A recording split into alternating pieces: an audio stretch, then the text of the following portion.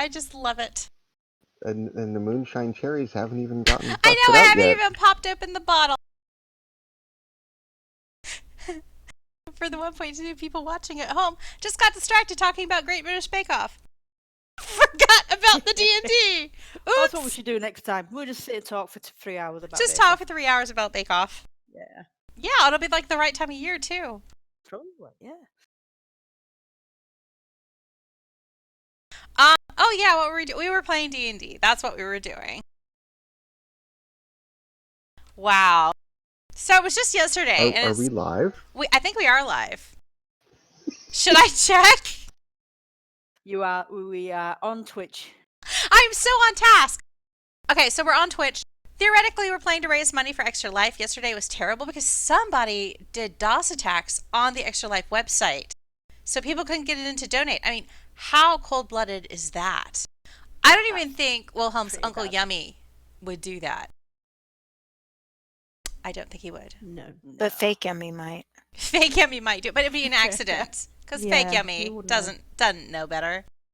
He's not in control of himself totally. Maybe 75%. I don't know. That might be generous. So yesterday, you guys, well, Wilhelm got an invitation. Yeah, he got an invitation from his Uncle Yummy to come house sit for the weekend. So, but he didn't really know all the details. So he sold everybody else in the group this bill of goods that, hey, weekend in a tomb in the demon sands. It's a getaway from all your craziness in Vaslegas. What could be better? Nothing's better. And for reasons of your own, like Dish has a book she needs to write. She's like maybe 6 days away from deadline now. Maybe gotten 2 pages done. Well, there was some inspiration with Half-Az and Hammy, the mummies, going and getting at it in the south. Oh, yes. She could do some rewrites, add that into the outline. But yeah, her progress on the last bits of Carceluthal has not been what she hoped. Gizmo's certainly seen a lot of iniquity, I guess. Yes, family members by the looks of it. Because not only did you find out that your party mate Wilhelm, his great uncle, is a lich, but you found out that Dish, the rogue halfling in your group, her grandmother is a hag, Granny Fingerbowl. And Culkin. Yeah, there was something having to do with hot sauce. Holy quest to get some hot sauce. Holy quest to get some hot sauce. Liquid immolation. Somewhere in this tomb, there's supposed to be a pop-up that has this fabled hot sauce. But yeah, we haven't got anything done, really, in all the quest objectives. Have to visit the 5-star on Yark pop-up known as Efreet Meat. Mm-hmm. A freak meat. So, you got here. The bomb was dropped on the whole party as to who Wilhelm's uncle was. And Uncle Yummy has entrusted you with the keys to the tomb, per se, for the weekend. He has also given you a simulacrum of himself. And you're supposed to make sure that no one in the tomb, nobody comes here and figures out that he's away. Because it's going to make him look bad. It's going to make the tomb look bad. They might lose business. The only person on the staff who knows what's going on is Jabib, the torchlighter, the magma mephit, who, for reasons of his own, didn't trust Wilhelm because he remembered Wilhelm as a young lad doing his apprenticeship in the tomb, and considered him to be a slacker. Pillow-faced slacker, I think was the phrase he used to describe Wilhelm. Bedhead. So, Head Willy. Shabib forced you to do what he called a gauntlet of fire. where you had to put up with the ghouls that run around on the lowest level, the souvenir shop level, they call it internally, of the tomb. And you had to keep the torches lit for a period of time sufficiently to keep Jabib happy and convince him that you were competent. You succeeded! Amazingly. So, Jabib is willing to help you out. You've got that right, Thulgrin. You've got that, Culkin. It's totally, yeah. Totally meta. Totally. Uh, I'm dying now. Okay. And he also gave you a key. We didn't remember what the key was for, but you know that the key was not for the lab because you had to break in. Did have to break it. Yes, you did have to break in. Now, back to the hag. That seems like a phrase for something. Back to the hag. Granny Fingerbowl came and she said, I have a date with Yummy. And you guys all got nervous for a few seconds, but it turned out that she just really made plans for Yummy to help her with her potion of youth because her sisters in her coven had spirited away her cookbook. And she was starting to look a little gristled, more gristled than she was accustomed to. So you've gotten her into the lab. She's messing around with stuff. You've also noticed she's wearing a torque that is quite resemblant of a very powerful artifact that you know Uncle Yummy created in his youth that is capable of giving back magical power after it has been used. It transforms kinetic energy into arcane energy. You don't know if it's the real torque or if it's a fake torque. But Granny has such a necklace. What else? What else was there? I don't know. Other stuff happened yesterday, I think. Then, right as we were about to end the session, the bell rang and notified us that adventurers have entered the lobby. Oh, yeah! Adventurers! I wonder if you're supposed to do something about that. Possibly. So, I think that was one of the directives we got. something about don't let them get to the end of the dungeon. Yeah. Yes, because the We're out of fake phylacteries for them to steal. the mission that took King Raiyum. Phylacterum. King Raiyum. He's the king of phylacteries. You know, the commercials come on late night. Phylactery King! Oh dear. Oh, Lord. Yeah, the mission that took him away was his shipment of fake phylacteries that adventurers who come to the tomb can pick up as a souvenir that they have made it through the dungeon has run out. The shipment has gotten waylaid, and he's gone to Stormreach to bust Cardamon's head and get his fake phylacteries. But it's all wreathed in secrecy. Doesn't want anybody knowing about it. And so you definitely cannot let any adventurers get to the end of the dungeon, not get a phylactery, and potentially leave a bad review on York. Yeah, that was the story, wasn't it?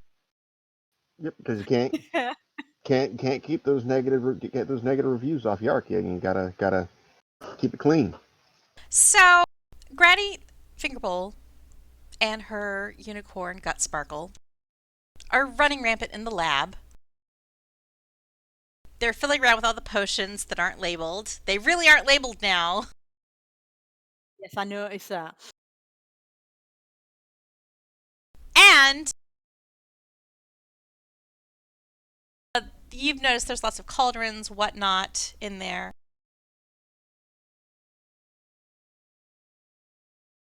So the announcement that adventurers were entering the tomb came over the loudspeakers just as you were helping Granny Fingerbowl in King Raiyum's laboratory.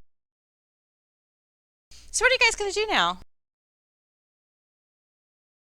Okay, so the idea was Wilhelm was going to try and knock up a potion with Granny until we heard maybe. Well, I thought I was just going to keep my eyes on her because I don't trust her. Okay. But then we've got the adventurers yeah. to worry about, haven't we? Dish is like, I will totally go fight some adventurers right now to get away from this woman. Death? Yeah, sure. Plus, with the bell going off, you're never going to get any running done that way. Exactly. Dungeon Alert Green, it's just not going to happen.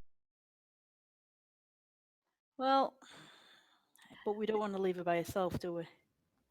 Well, maybe Can we we'll. get her with us? Yeah. I was going to say, can we get Granny Fingerbowl to come and help us?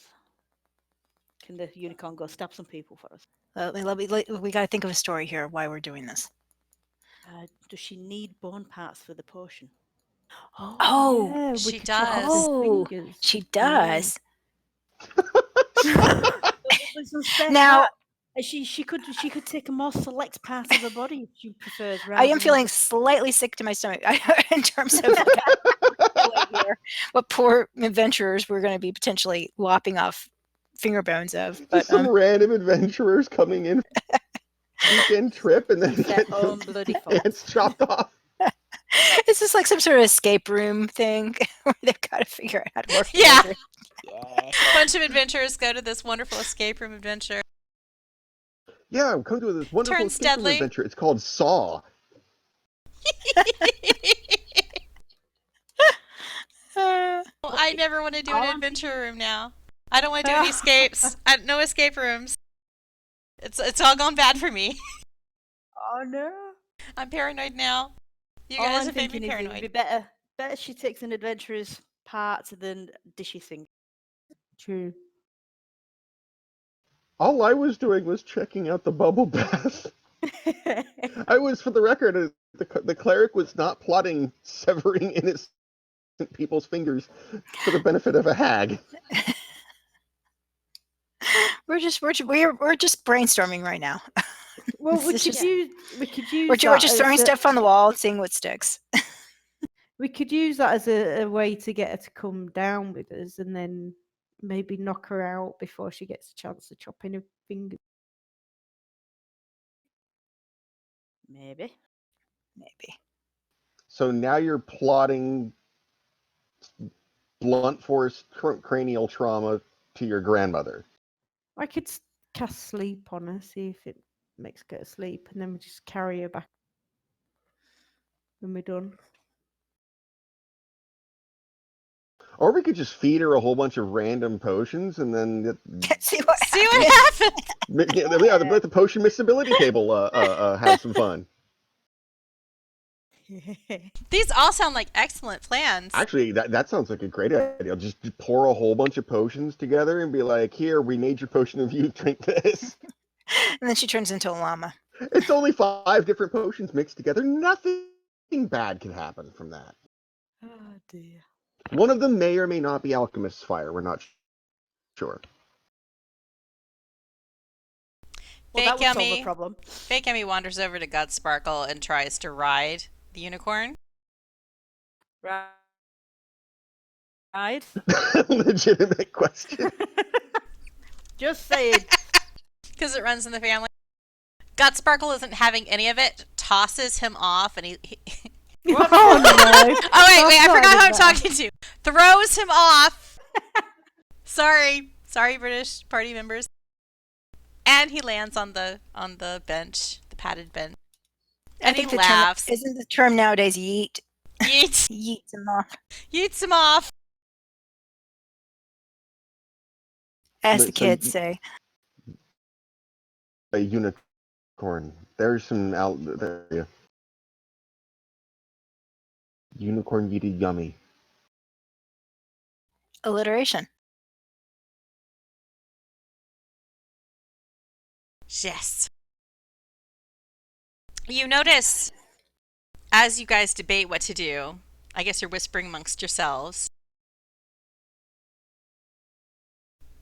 The alarm, after a minute, dies down.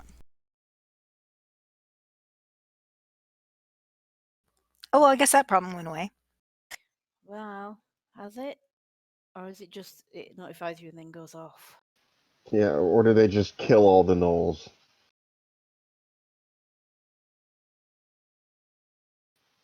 Uh,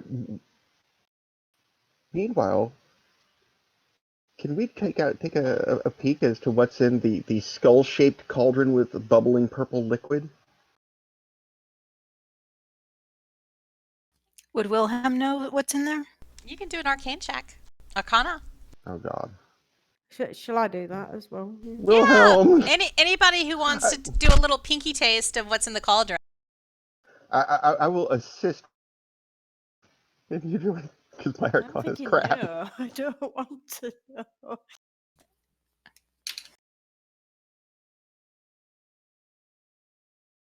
Wilhelm, with a 21, you can tell. Oh, it's fruity. It tastes like jazzberry. It's very cold. Oh, this is that treat that yeah. You know your Uncle Yummy really likes icy treats. And he can easily go through a cauldron of this stuff a day. Oh, wait, so this is So it's like a grape Slurpee? Yeah, this is grape Slurpee? Icy machine. Yep. Oh, Yeah. then the cleric was going to bathe in it. Oh, I was about dear. to. I take my golden box of eternal toast, take out a slice, and just dive in and like. Slurpee on toast. Yeah, and it's a golden box of eternal toast, so the toast comes buttered. Oh yeah, get that butter all messed up in there. Yep. Contaminate the entire icy crepe thing. Yep. You're very yep. sticky now, Culkin. Get glops of it stuck in the beard. Yeah. You're gonna be sticky until you rinse all that off. If only Hermione was here to help you wash down your armor, like Hermione does every morning with her whiskey. Because she's an expert at cleaning slop off of armor. Honestly, that would have been very useful. It's totally Hermione's skill set. So are we going to go? Maybe. I think we need to check whether the adventurers have been taken care of by the gnolls or is just ramping through the. What are we going to do with Yeah. crazy granny lady? Will she fit in the dishwasher? Hey, I think you She got is an a idea going with halfling. the. Yeah, you could fit her in the dishwasher. Good idea with the bribing her with potential things of children.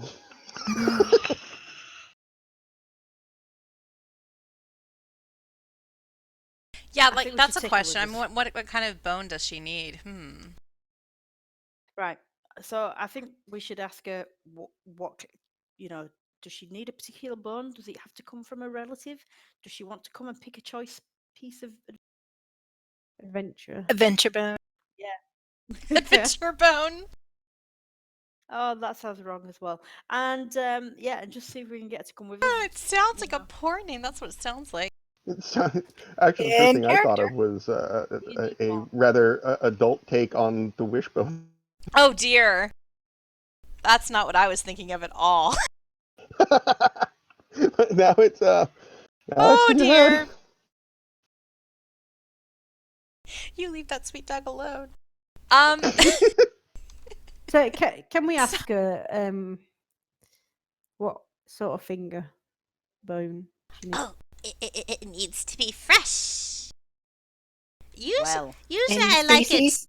Usually I like it freely given, but that's not a requirement.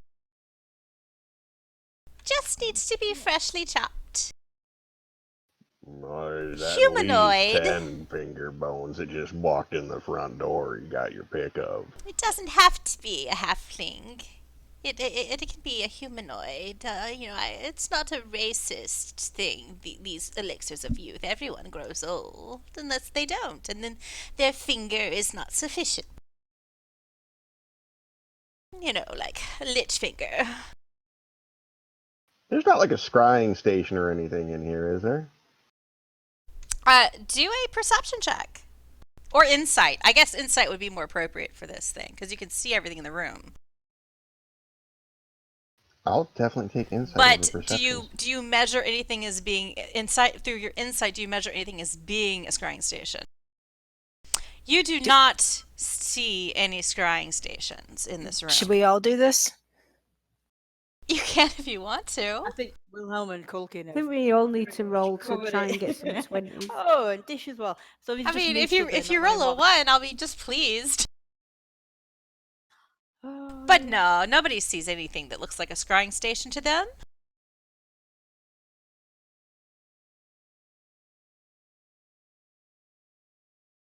Okay, Well- so Is there Shall we anybody try and- else, any other staff in the area that we can sort of shout out to and say, hey, what's going on with the adventurers? There are entombed concubines kind of wandering around, just, willy-nilly. That's not a reference to Wilhelm, though. Willie's nilly. Is that what you call it? Nilly? Oh, Nilly wafer.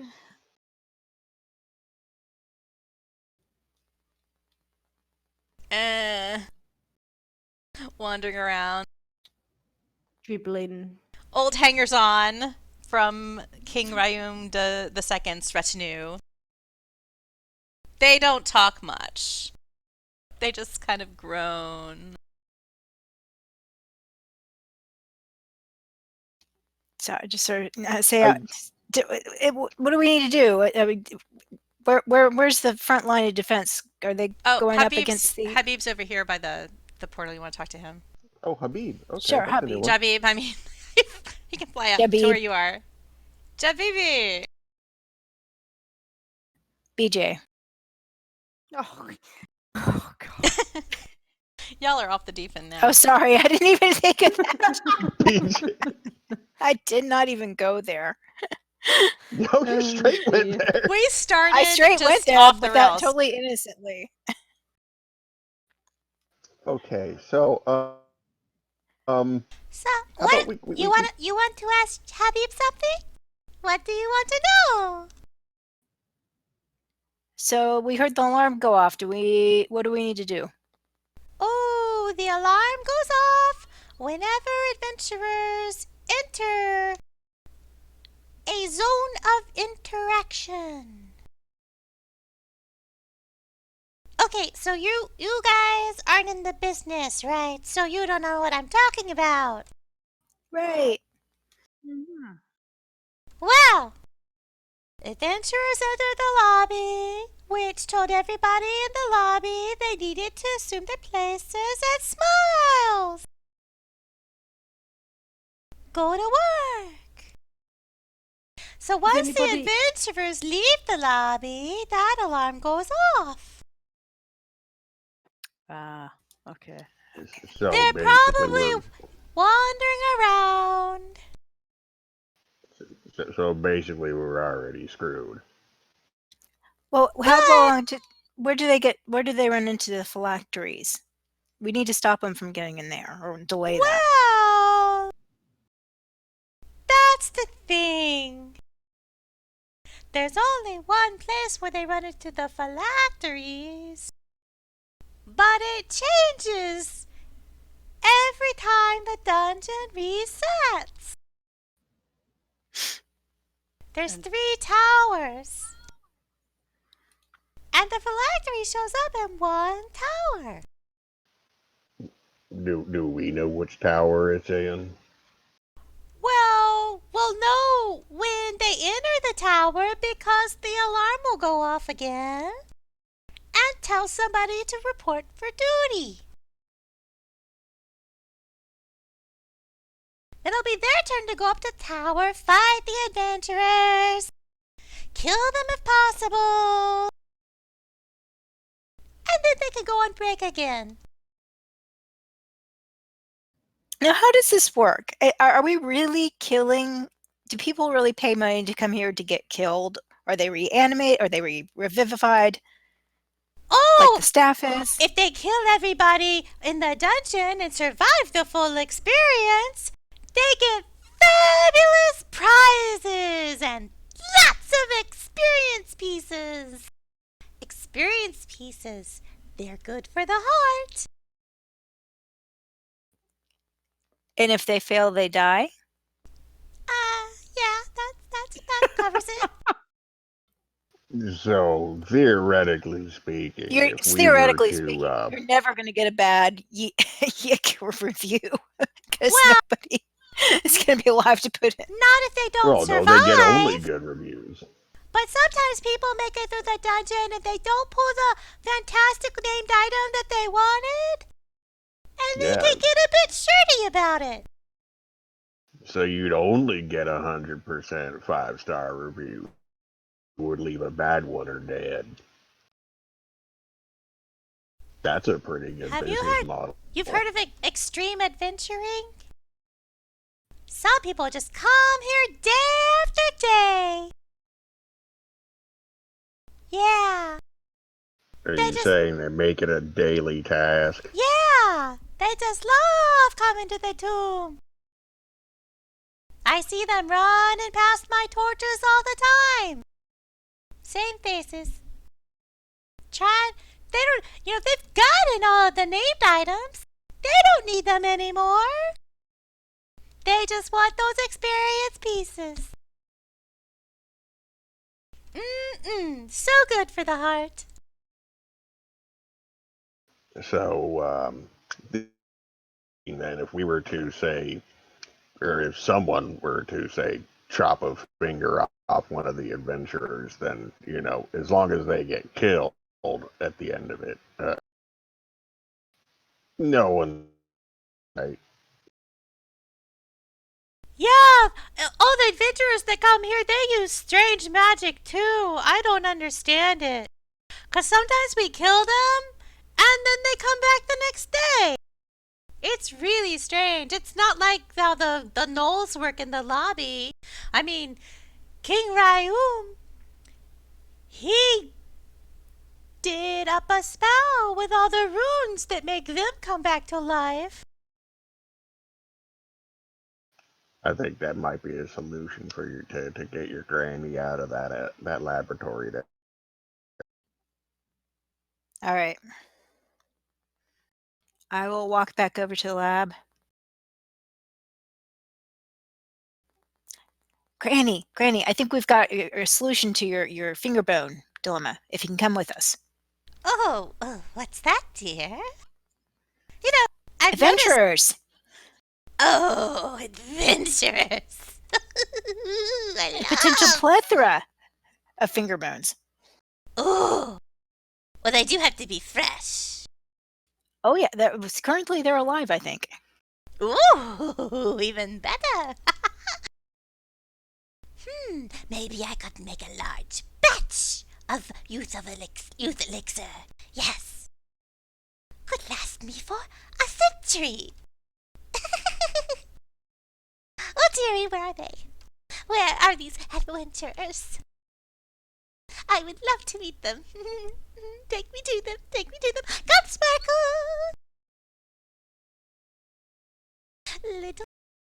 Little Dish is going to take us to get some finger bones. All right. Oh, she seems happy with it. Let's go. Let's mosey. Let's do this thing. But Yummy, you're being awfully quiet. Letting these little servants and Dish's little friends talk for you. Are you feeling all right, Yummy? It's a side effect of getting hit with that filter of love from one of. Oh, that was a little too. Are you So sure Yummy, we maybe. shouldn't consult a necromancer? Maybe get it out of his system. Nah, it'll be fine. Yummy. You just take a lay down on that cushioned bench Okay, there for a everybody roll few minutes. deception checks. Oh God! Yay! Who rolled a 1? Is that good enough?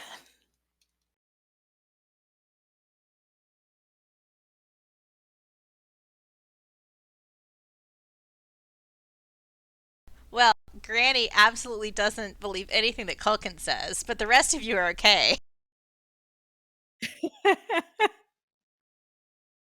If you can't trust your own family, who can you even trust? And she points at Culkin. You dwarf, you don't seem like the reputable sort. You better. I'm keeping my eye on you. And she pulls out a jar of eyes. And I'm keeping these eyes on you, too. Oh god. Are those pickled? Gut Sparkle, if he makes the wrong move, chomp him. Gore him even. Never did trust dwarves. Say, do you need all your fingers? I'm rather attached to them, yeah. You made a joke. I still don't like you. Nah, it's mutual. Okay, so you've got her interest. Let's go get some fingers. Let's go get some fingers! Oh. So, from Habib, you know that the adventurers have moved out of the lobby. They have completed the Knoll lobby experience. What are you going to do? Because apparently the bell is not going to go off again until they actually enter a part of a tower that says, hey, we're in this tower. Is there Well, is there some sort of staff access where, kind of like in Disney World where you've got this backstage stuff and you can sort of see The portal takes things? you to all of the locations. You would have to be sneaky to not be seen.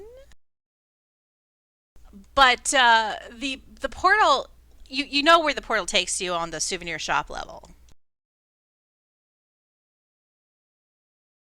But if we wait for the alarm, the portal can take us straight to whatever tower they're in, right? Yes.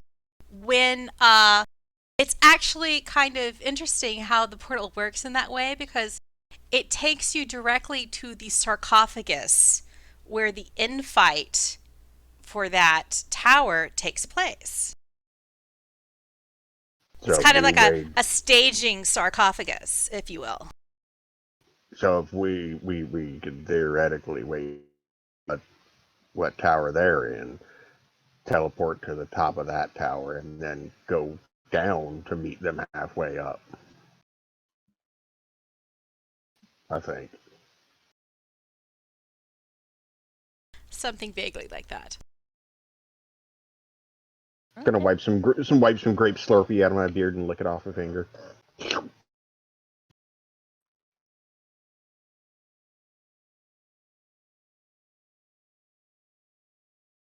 In the meantime, you know that the lobby is empty, so you could go down there and investigate what they did, if there's any clues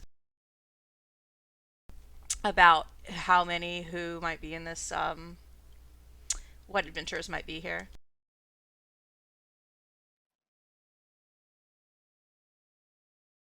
If you're interested in CSI, I don't know if you can follow any clues if you care. I'm not really sure because in order to get a slot, a pile of corpses, I'm not really sure that would. I don't know. Yeah, you guys probably are the type that tries to figure out how they died.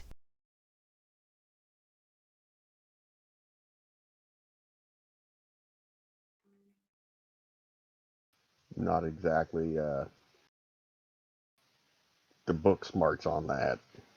I mean, if we can find some from the start to say definitely which direction they've gone in, we could potentially catch them from behind by surprise.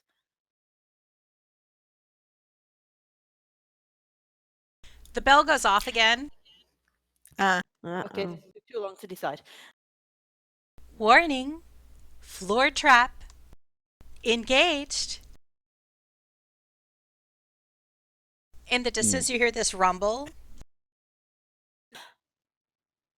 They're going to drop down to the middle. They're going to drop down to the souvenir floor. Yeah. Maybe we could. Is there a map of this place?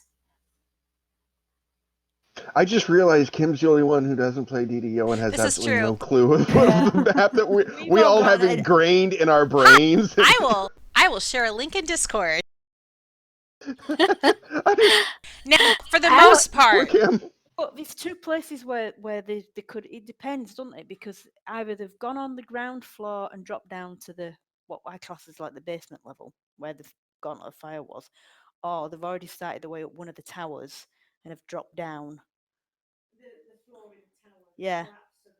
Yeah, but there's two in this because you've also got when you do that initial run round, you can run round, you can drop through into the lower bit from the ground floor before you go. That's true. It could have been one of the. Oh, where they're getting we would have attacked gotten by the scopes. Yeah, well, we know we would have gotten a tower warning before Would we? Picked tower already. So it would only be the first floor dropping down to the basement because everything else would have been in a tower going up. All right. Okay. So that sounds like a. So we can. And if we get a tower warning, like they skip, like the trap went off and they didn't fall down, then we get a tower warning. We can pop the key, come back here, turn around, go right back to the tower.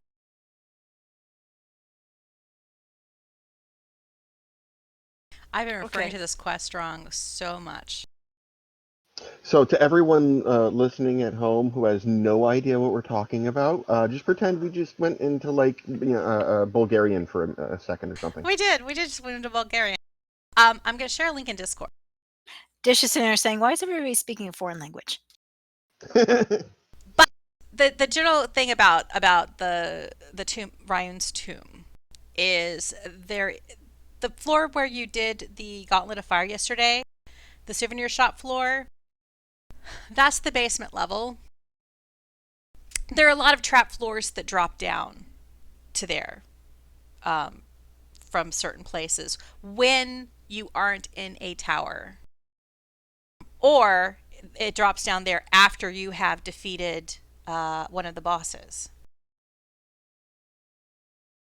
So what they're concluding is since you haven't gotten a tower notification, it has to be one of those spots just running around outside a tower. And then there's 3 towers. Each of them is kind of organized similarly. It's like this up spiral of pathways and chutes. There's more trap floors, but they fall down just to lower areas in the tower. And each one, once you finally ascend to the top of the tower, there is usually a guardian of some sort, or maybe King Raiyum, waiting at the top for a battle.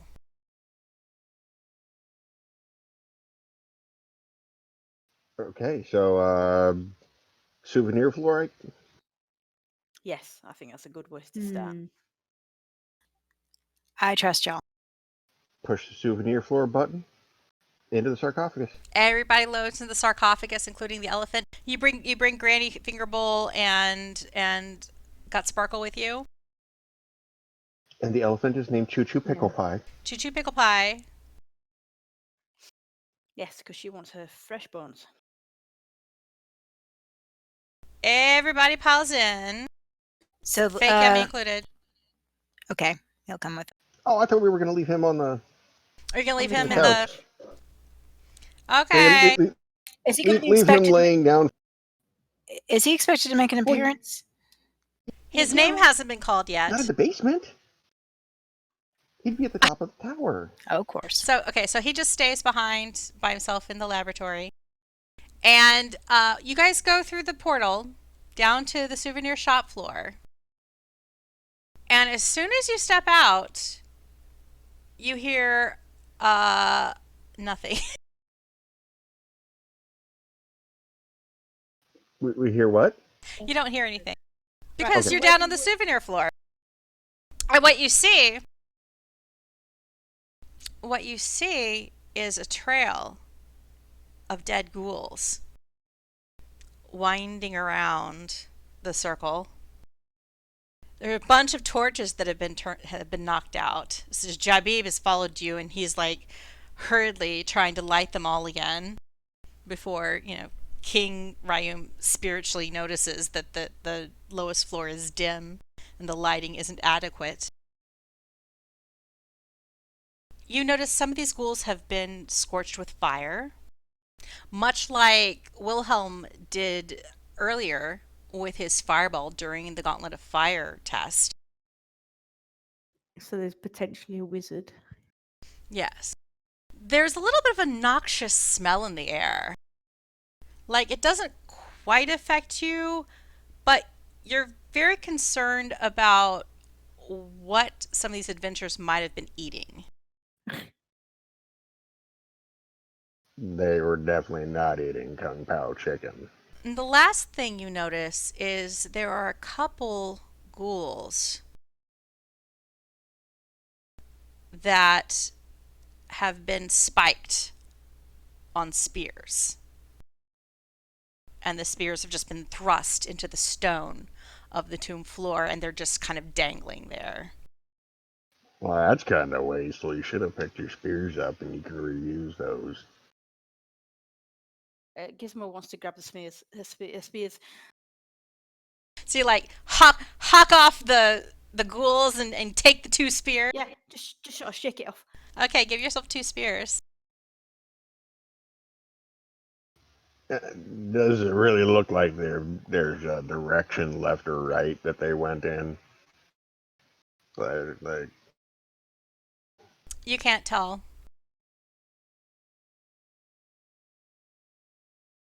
Roll perception checks.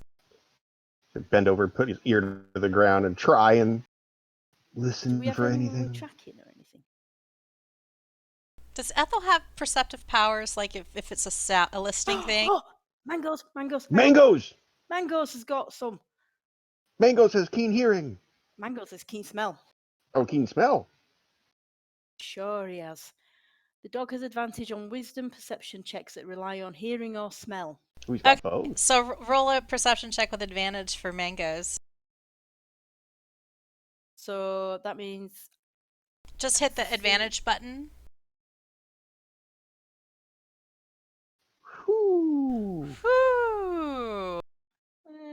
Mangoes can't tell that they're still here. She's not picking up a scent, but she's he's overpowered by, there's this little smell. Like he raises his paw and wipes at his nose. oh, And you can tell that the smell distresses him. And at one point he runs up. You notice there are little prismatic barriers in the center of this lower floor. And he runs up there for a second, thinking he almost thinks he has the scent on something. But then he gets there and then he circles around like he's confused, and then he wanders back to you. Like maybe there was something there, but then it's gone.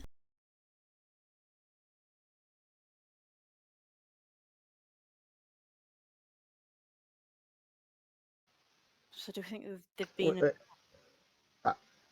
I have an idea. One of the scorched ghouls waddle over to it and put my hand on a scorched spot. Is it still warm?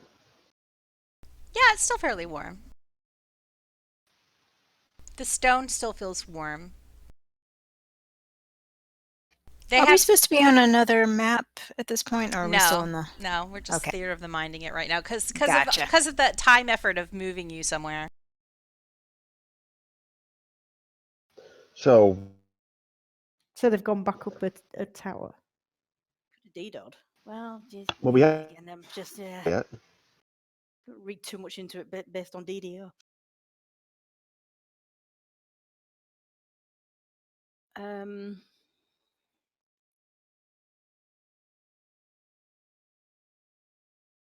Trying to look through spells, see if I have anything that will. Oh, hold on. Uh-oh.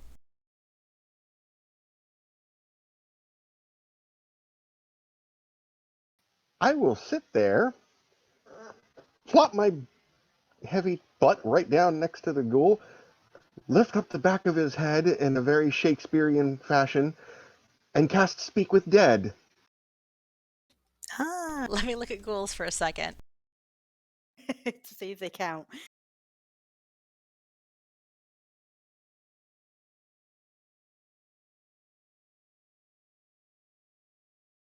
Oh, it can't be it does explicitly say it can't be undead. All right, I would know. Okay. That would have been cool, though. It would have been a cool trick. Yeah, that would have been great. Yeah. If only there weren't a bunch of undead in this tomb. Man. If had been really alive. So if only Habib had been downstairs. And if damn. Is there any blood anywhere? Oh, but I know where there are bodies that aren't undead. Oh, the gnolls in the entranceway. Oh. Maybe But that won't tell us where they went afterwards. Unless they came back up.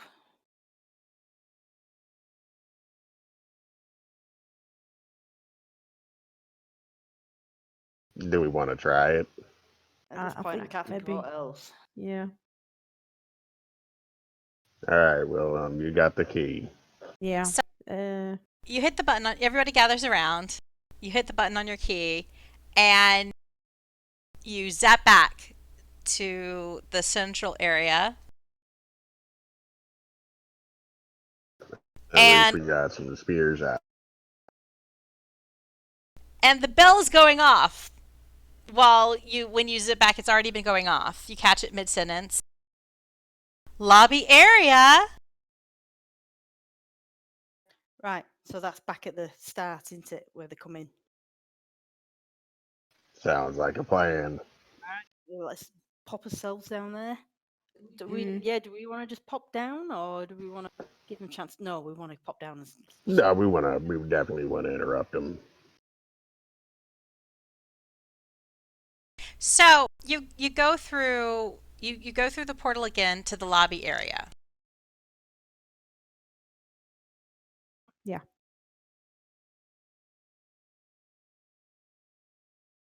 Alrighty.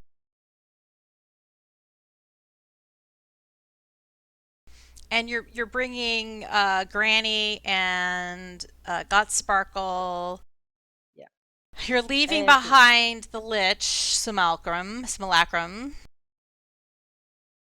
Yeah, we're gonna leave him behind. I think we yeah, should leave him Yeah. behind, Jeff. Yeah. Well, he's not supposed to be in there, is he? Show up in the antechamber. That'd make for a really short quest. Okay, I'm dragging you to the map.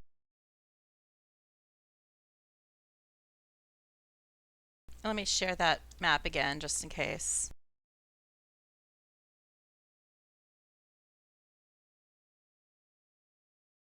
Right. Now, do the entrance thing or up the dais? For the purpose of this, you're popping up into the entrance thingy. Okay. I'm giving you room to be sneaky if you so choose. Is what's going on here. Now, if you want to be absolutely not sneaky at all, I can poof you somewhere else. We literally have an elephant. That's true. You have an elephant. I'm not trying to talk about the elephant in the room, but there actually is an elephant in the room. There actually is an elephant in the room. Literally.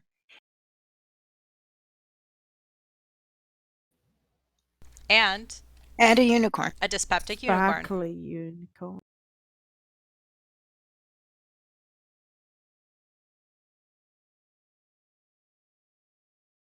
So,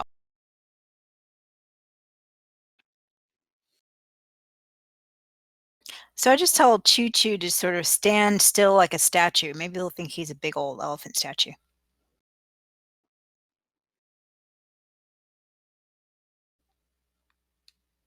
I guess that's not the greatest idea.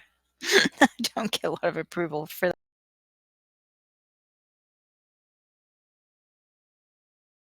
So the alarm was sounding. You've taken the teleporter, the portal, to the lobby. Up on the dais, you see 3 adventurers are fighting a pair of clay golems on the steps leading further into the tomb.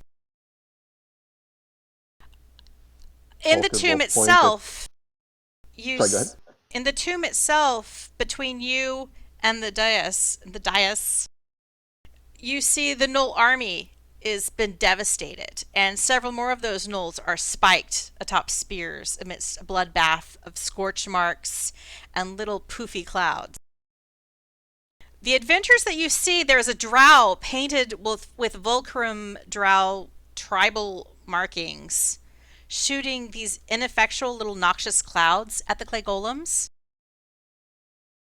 There's a tiefling spellcaster shooting these sizzling firebolts at them. And he has this illusory name tag floating above his head in readable letters from this distance even, that says, "Hi, my name is Grouselder." And the third member of the party... And look at... What? I was going to say, Culkin will point at the tiefling and look at Grandma Fingerbone and go, "Fingers." And the third member of this adventuring party is a Warforged. He's wearing very dark armor, and there's lots of kind of blade-like projections coming out of his unit. His unit? There we go. And he seems to have some implements attached to his limbs. And he currently has this almost whip made out of bars that is lashed around the neck of one of the clay golems. And he is pulling it towards him and stabbing the clay golem with this broadsword that is affixed to one of his arms. The clay golems do not look very good in this situation. We could pretend we're another group of adventurers to get close. Do we have name tags above? No, the other 2 party members do not have name tags. All you can tell is it's a Volcrum from the tribal paint. It resembles the Volcur that you have seen in the area. And then, of course, the Warforged is mysterious. Oh! Do a perception check. Oh, somebody rolled a 20. Me! So many high rolls.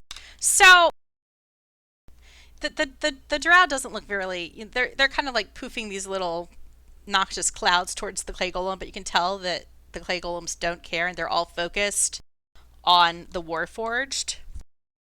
And the drow is holding this banner kind of lazily behind its back. It's kind of tilted at an angle, so it's hard to see.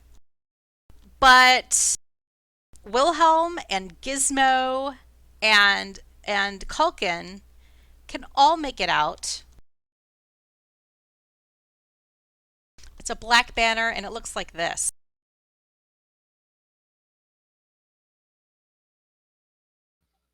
Do we know what that means? Well, None of you know what that means. Aside from Brothers of Mercy. Spin-off band from Sisters of Mercy. Okay. It's a cool looking logo. I mean, we don't have a cool looking logo. Maybe we logo. Yeah. We can work on that. So the drow might just be there responsible for keeping some branding in place. We definitely need to add that to our to-do list. Sorry, was it the drow that had the branding?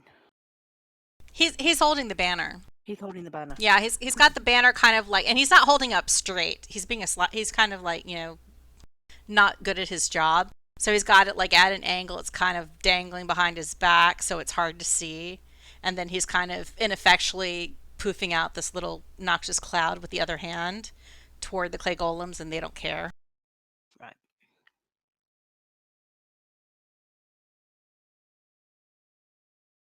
What are we going to do? Just walk up and see how close we can get?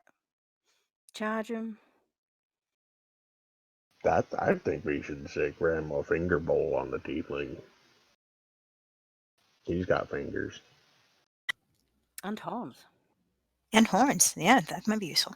Granny's war farts. That's no good to me at all. Their fingers aren't bony. It's only 2 good sets of limbs. But that's like 20 potential fingers, though. Well, I'm not going to get a century out of it, but maybe I'll get 60 years. What's wrong with 60 years? That's pretty decent. They have to be finger bones. It can't be any other type of bone. Oh, toes are nice. I like toes. I was counting the toes as well. Okay. If the tieflings have toes? Oh, if any of you, you lovely friends of my dear granddaughter Dish, you could totally make up the fingers that the Warforged takes out of the equation. I would be so thankful. Yes, I would. Gizmo's shaking her head and then taking a No. step backwards. No, I'm keeping my toes. Your grandmother's weird. Yeah, that's why I don't go home much. Yeah. So you're approaching? I bet that makes Thanksgiving awkward. So we could just well, we could just do something to them. They don't notice us yet. Yeah, I think we should just try and get as close as we can. Yeah.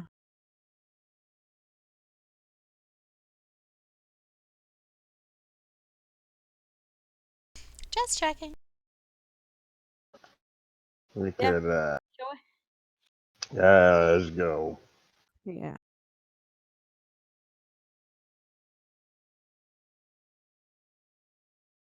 I gotta do it the other way around.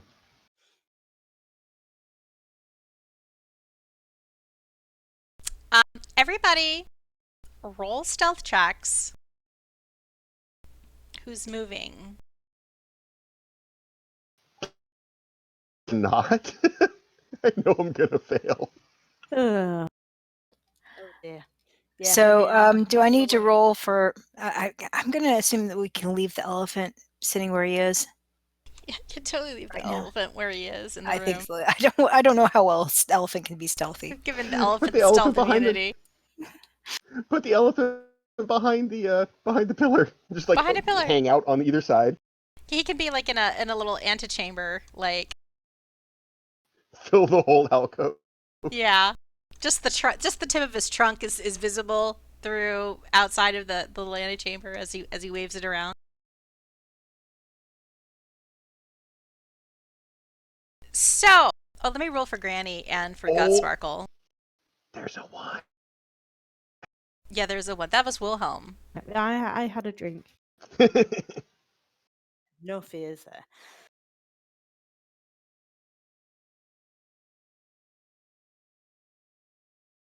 Okay, so Granny isn't stealthy either. Mm. She Oh, rolled a no. 4. Gut Sparkle. Oh, Gut Sparkle rolled a 5.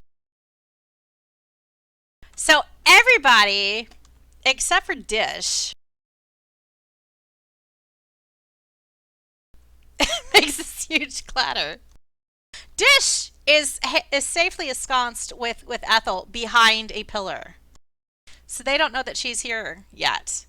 But the rest of you make such a kerfluffle. Moving forward, it's like clonkada, clonkada, clonkada, clonkada, that even as this Warforged is choking this clay golem, he kind of turns his head and looks at you with these laser red eyes. And you see that he's noting all of your presence.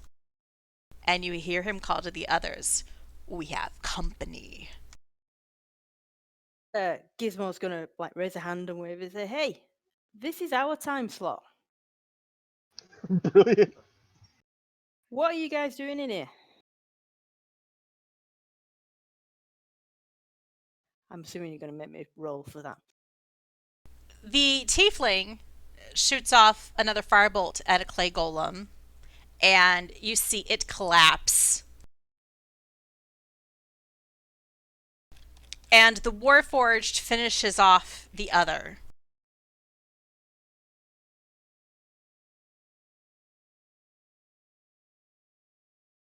And then they turn to you. The tiefling stays where he's standing. The drow seems to be kind of like, checking the sundial on his wrist to see if it's like break time yet or something. But the Warforged steps forward a little. And he says, "I'm looking for the torque of Prince Raiyum the Second." Tell Granny to stay back. Granny. That's what's on your neck, isn't it? What's that doing? What? Oh, this They're isn't, looking this isn't, for what you... this isn't a. Everybody roll stealth again. Oh, my self sucks. This isn't a torque. She's so bad. Oh, that was actually not terrible. That was a good roll, yeah. So, Dish, you're still ensconced, whispering behind your column. Culkin, you've managed to kind of sneak behind a column yourself.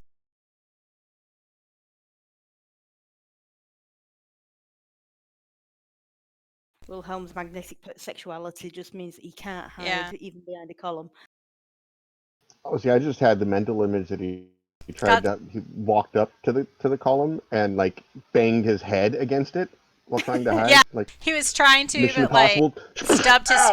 toe, and he's like just hopping around on one leg, grabbing his foot. So I'm hiding behind the highly visible wizard. Yeah.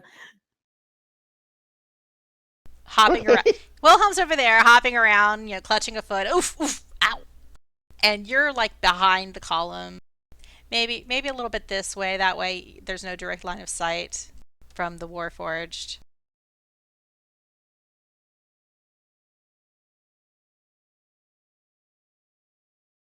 And the Warforged is, "I hear you talking amongst yourselves. You know something of this torque."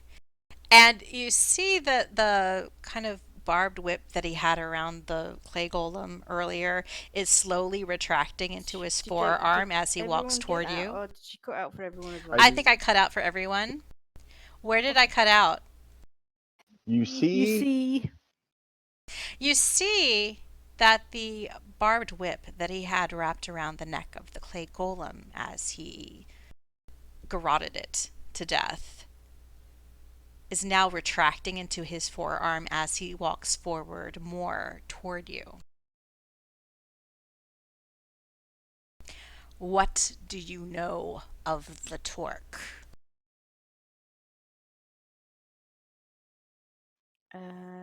Well, it's one of them things that is available in here, which is why we're here on our time slot to try and get it.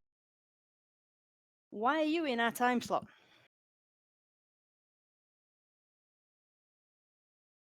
Do a deception check.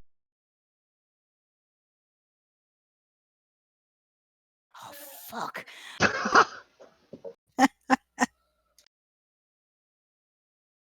Man, even I didn't believe that line.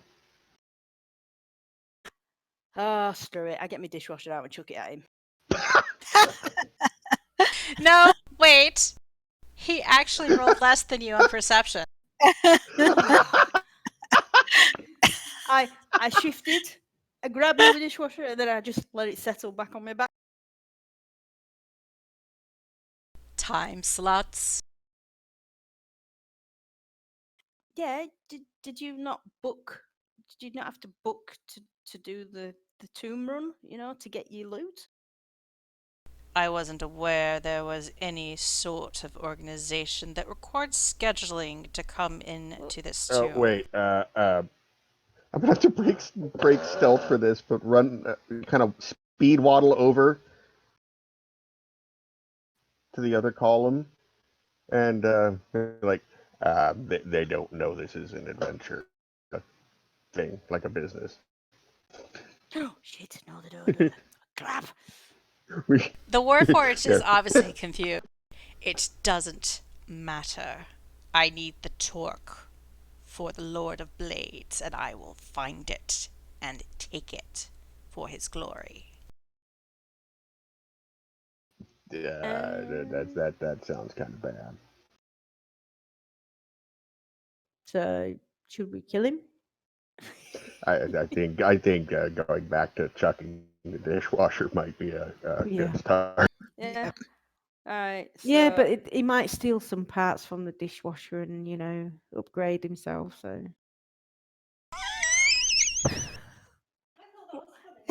now, Oh my god! but now I've got this idea for a dishwasher warforged. Oh God! No, I think that's the next upgrade for the Seer's dishwasher. yeah. Go back to Hugs and have an animated iron dishwasher make a cameo. All right, then. I'm gonna look around at everybody. Look around at everyone. Do one more perception check. I'm sorry. Do what? Do a perception check. Okay. Oh, geez, Louise.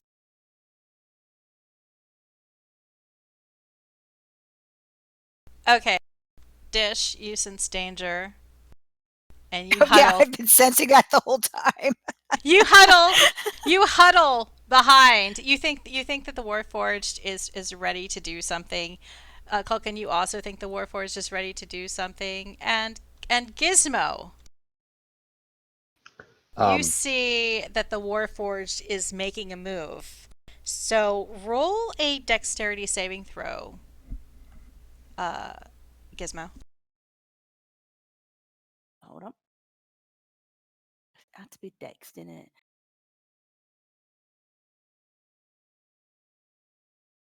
You see it coming, and you try to move out of the way. But all of a sudden, the Warforged extends his arm toward you, pointing, and this barbed lariat comes shooting out of his forearm toward you. Do another dexterity save.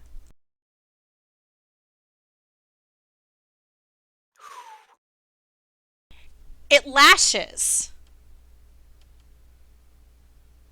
around your neck, but it doesn't quite manage to pull tight. And with your reaction, you're able to kind of slip out of the way before the barbs of this whip manage to lock around your neck. It scratches along your throat. You take 1 point of damage, but you're not restrained. Everybody roll initiative.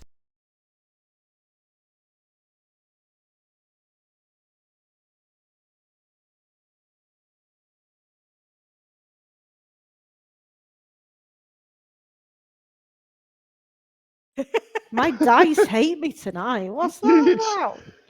You gotta change the color of them. Maybe, yeah. Or write with a pencil or something.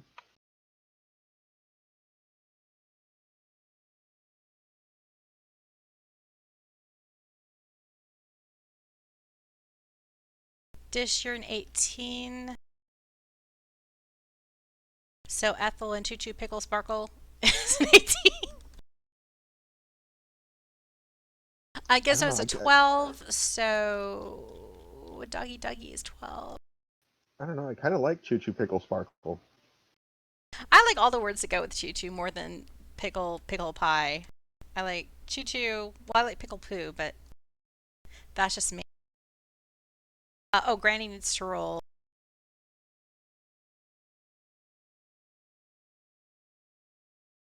Got Sparkle. Well, you're last in initiative, so. Too excited. Yeah, and everybody, yeah, you can take a bathroom break when it's not your turn. Right. Can someone quickly? I'm thinking Culkin and Dish probably know this better. How does a bonus action work? Is it something I have to do when it's my attack? When it's your turn, yeah. When it's my Yeah. turn, right? All right, am I going first? One more thing, I'm rolling. Okay, got Sparkle's 12.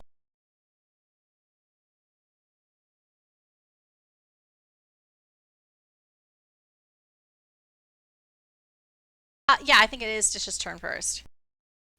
Okay, I think I'm going to break out. Break out of what? Out Out of this quest? You should just like to buy. Yeah, front door. just back out the front door. Just run away. No, because why not use it? Bigby's Hand. That's the spell I bought. Wait, no, the thing is that spell you bought for the simulacrum, which you left upstairs in the laboratory.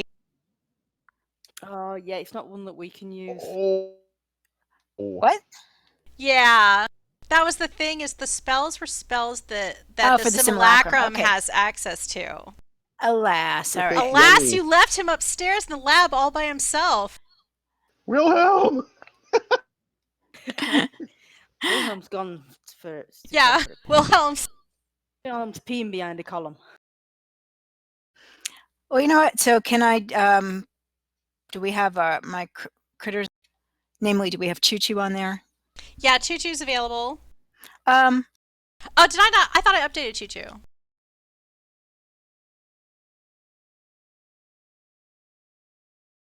Apparently I gave Choo. Oh, I see what I did. I can open Choo Choo. So Choo Choo's up there. I thought I must have Mangoes had typing needs to issues. move. Okay, I Yeah, got there Choo you go. Choo and Okay. Mango's numbers confused. I think I would like to have Choo, if I can, just go have Choo Choo do. 1 second. Moves at least 20 feet straight forward a creature and then hits it with a gore attack. On the same turn, the target must succeed on a DC 12 strength saving throw. So that's why I'm going to do that. Move straight forward. I'm assuming we can move through Gizmo and Mango's here. Choo Choo can move 40 feet. Bummer.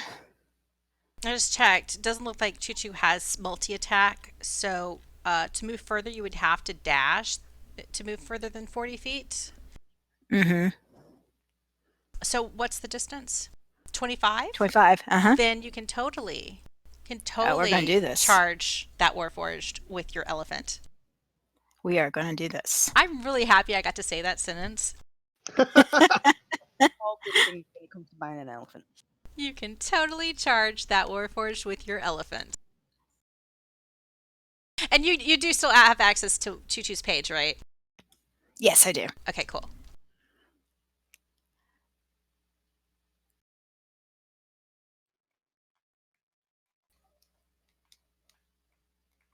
Miss! Oh, Alas, Choo Choo misses that with a is- 15. Yes. Wow. Oh well. All right. Ethel's Ethel. going to stick with me. And I'm going to... God, what can I do?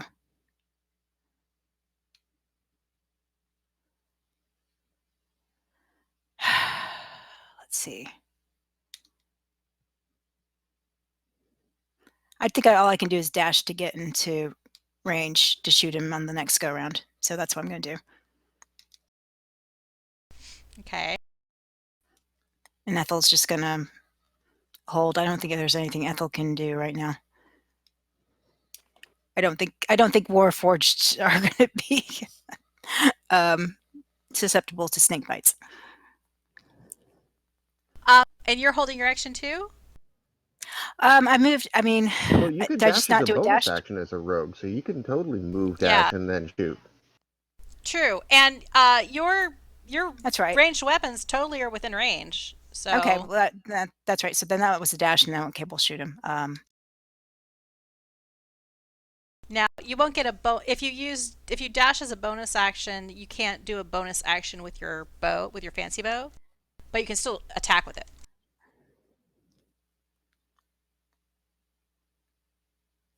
With the fancy bow, what was that? Your sizzling short bow. That your sizzling short bow. The extra, bonus. I can do a first attack. Yeah, the bonus. If you use your bonus for something else, you can't do the bonus attack with the bow, but you can do a normal attack. Whoa, But a 17 misses the Ooh. Warforged. This is bad. Oh, this is bad. 17 misses. Oh. Oh. So we all just suddenly regret our life choices. Yes. Well, these are adventures, theoretically doing this quest at level. It's just CR12. You're screwed. Granny! Granny! Oh, I didn't mark anybody. Oh, it's the Warforged's turn. Choo choo. Why am I looking at Granny's sheet? So he lashes. He lashes his barbed whip at the elephant. He doesn't try to restrain it because the elephant is so large.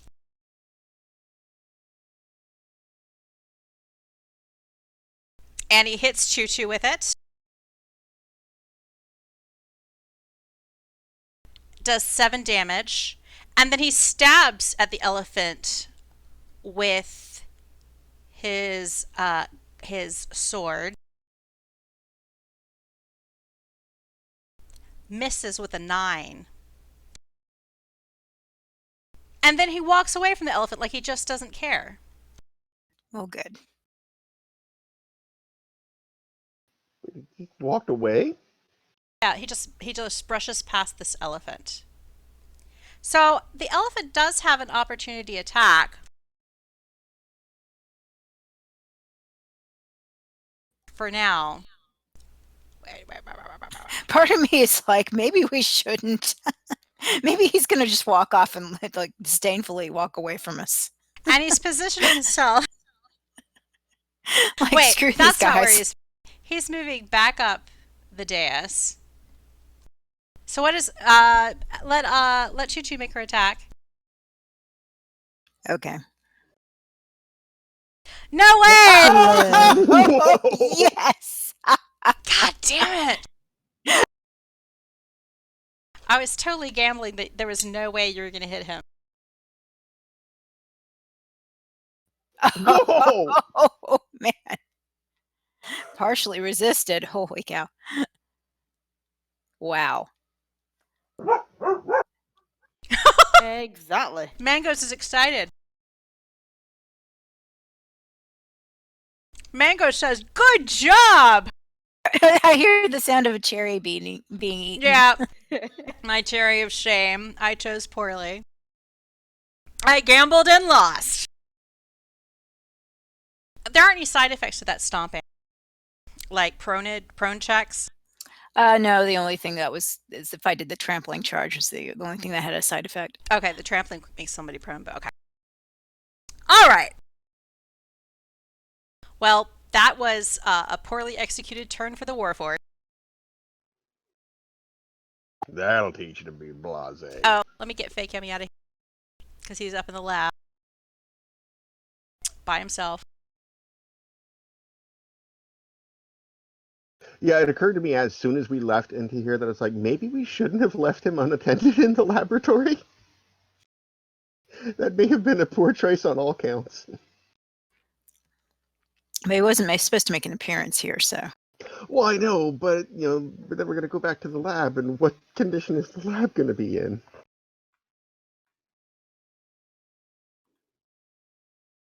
And the drow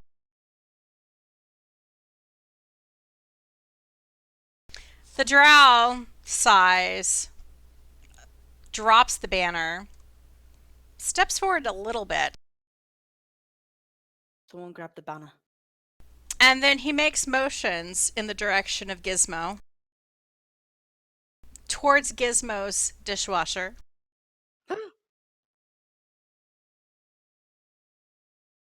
And he casts heat metal on it. No!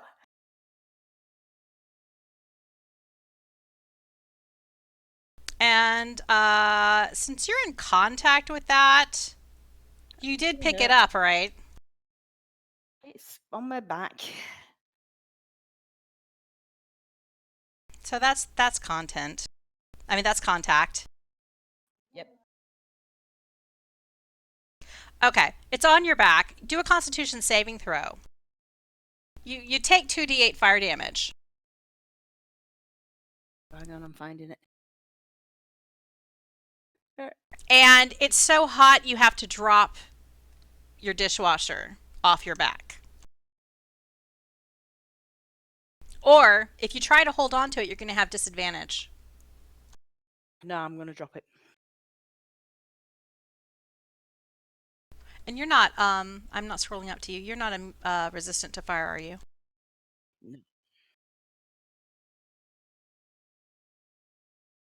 No, I'm not. So you take 9 damage. And I will apply that now that I'm actually paying attention. No, it's fine. Don't worry about it. It's fine. It's just 9 damage.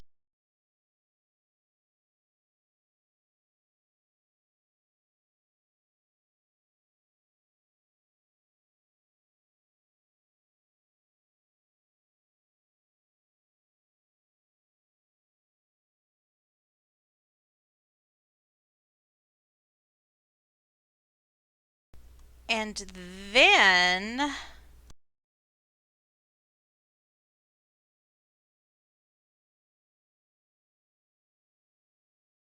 just double checking something. No.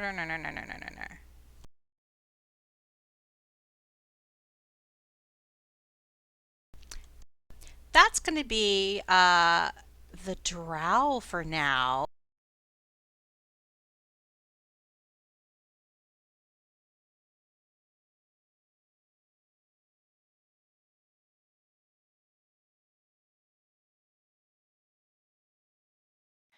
All right. I'm going to point to the drow and go, mangoes. Kill.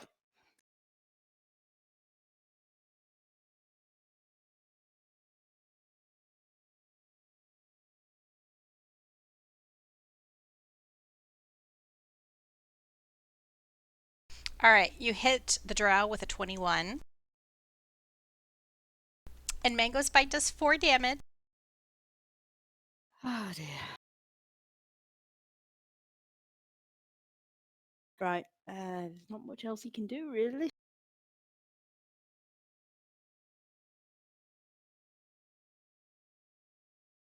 At this point, the Warforged uses a legendary action. And he shoots out the barbed lariat from his arm.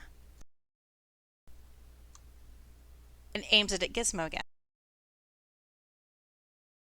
Hits with a 23.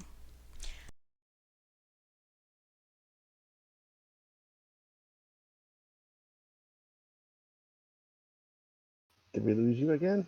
No, you didn't lose me. I'm still thinking. Oh, she's too busy giggling. Okay. Not only does this lariat around your neck do damage, it does 4 damage to you. You're knocked prone, and you're pulled 30 feet up the stairs. Up the stairs toward the Warforged. Save me having to move. You're also restrained now by the lariat. You'll get to do saving throws on your next turn. Okay. Well, your next turn is in 3 seconds, so. So it should be great fun. Mango's, according to that, Mango's knocked him prone. Oh, oops. Yeah, because it's Mango's turn instead of the legendary actor. Yeah, where's Gizmo? Oh, everybody has the same. Everybody has 12 initiative. Okay, so Gizmo, it's your turn now. Do your saving throw. It could be strength or dexterity. I'm gonna go strength. With a 22, you manage to break free, and you're no longer restrained, but you are prone. You can use so half your movement to stand. Then I'll do that. Because I don't actually need to move. Oh, I should add your dishwasher because it's back on the floor, back where the elephant is. Right, I'm gonna do Wrathful Smite on myself. Hold on, can we just take a quick second to this sentence in a D&D game that we're going to have to add the dishwasher back to the map because it's on the elephant. Yeah, it's on the floor by the elephant. But your blink corgi is next. I love D&D. I don't think that cast it on myself. Hang on. Can I just move myself slightly to see if I can get this to actually go on me? Yeah. Yeah, if you're having problems dragging the effect onto you. It helps if I click the right thing. You can Oh, I also don't know if drag it that's- to your entry in the combat tracker. I don't think I have people I don't have people. Well, okay, I do. I don't know what I did. That's the I wrong don't know thing. why you guys are overlapping each other. Combat tracker. I've lost it. I've got too many things open. I know that feeling. Okay. Raffles, I'm trying to work out what the hell I bloody pull onto myself because this seemed to work really easily instead of with the other smite. Did anyone else hear me then? Yeah. Yeah. Oh, right. Okay, it's just Rich then. Just me then. Right. I thought I pulled the little shield thing. So you pull the dude onto you, and then the shield goes on to when you hit him. Right. The So I shield do goes the on to effect, the yeah? Warforged, yeah. There we go. Boom. There we Okay. go. All right. And You I'm are gonna wrathful smited. Wrathful Smited, yes. Because I'm very upset about my dishwasher, I'm going to use my halberd on the Warforged. All right, you hit with a 23. Ooh, And it does 6 damage. That's not as much as I was hoping. Now, do I still get my double attack? You do. Right, then I shall do that again. Yeah, I'm being all like, I'm super nice. I let people like try to escape things at the start of their turn. And I miss. And you miss with a 12. Okay.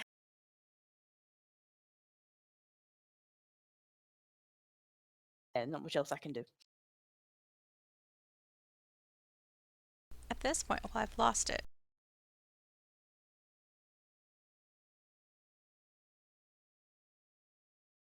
At this point,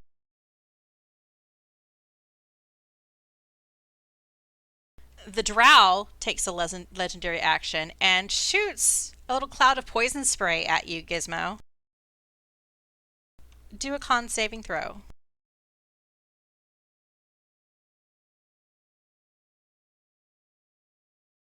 Oh, God. So failing that, you take some poison damage.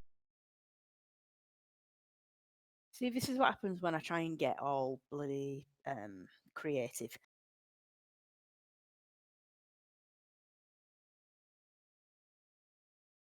You take 13 poison damage. Ow!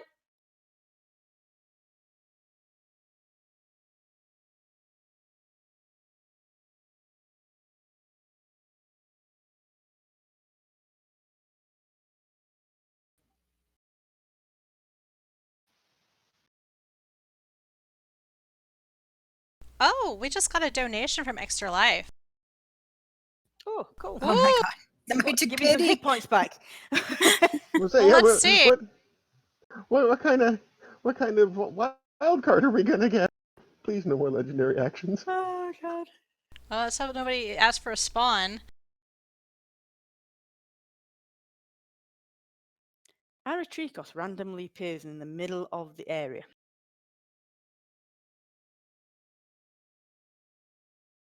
I don't see any message. But thank you, Druid's Fire. Thank you. Thank you. Because that pushed us over our goal. Yay! Yay! Woohoo! If only you had Fake Yummy with you. Because I would let you pick some spells with that donation. Man. Wilhelm! What? Go get the yummy! You got the key. You could go get him. If You're the only one only. with the key! Not my turn. You're the only one with the key! Only we'd have thought that far in advance, eh? I know! Yeah. I guess it didn't occur to you that, like, there were going to be things here killing you? I don't know. No. Okay. Where were we? Who was dying? Okay. That would be me. Who was dying?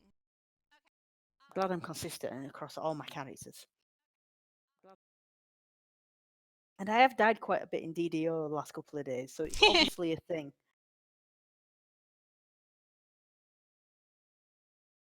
I think at this point we were on Gut Sparkle. Gut Sparkle just moves forward.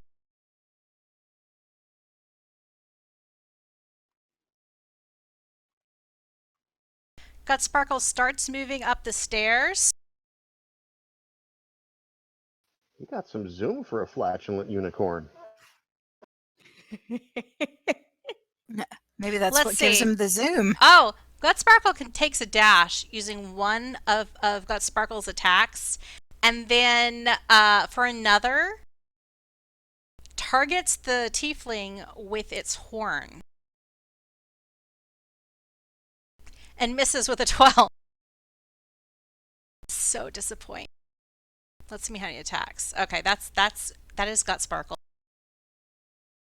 So much horn on horn action up there. Yeah, this is totally Weekend at the Wizard Kings. Culkin, it is your turn. Draw my Circle of Doom. Which is not actually going to be a Circle of Doom. I just need to Everybody position but things. Granny in that circle. Yeah, that's Granny's fine. So I will move forward. And unfortunately in the yeah, there we go. Get character there. In the middle of the room, right where everyone can see. And then I will put my hands out and cast Beacon of Hope on everybody. Ooh, what does Beacon of Hope do? You get advantage on Wisdom saving throws, advantage on Death saving throws, and you get healing maximum. Okay, so when people heal you, you get maximum healing. Woo!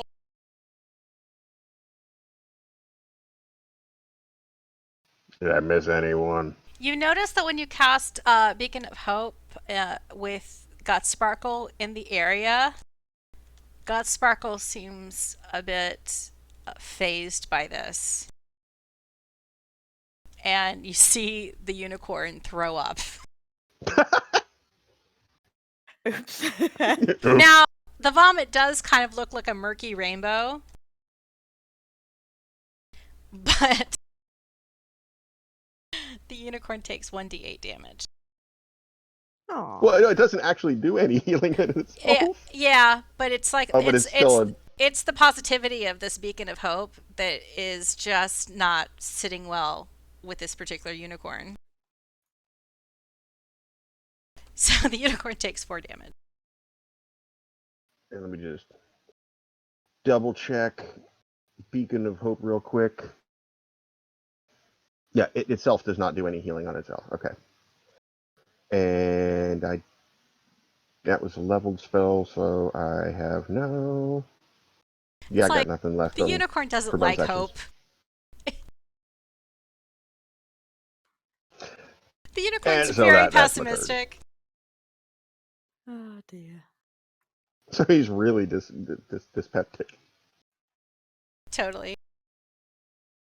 That's you? That's me. You know, I only just hit hell, you know.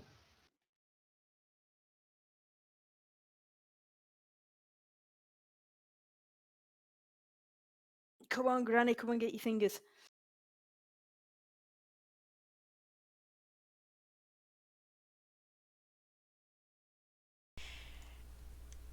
Granny moves forward a little bit. A close up to Dish. We are family. We are family. Just don't drink my unicorn pee.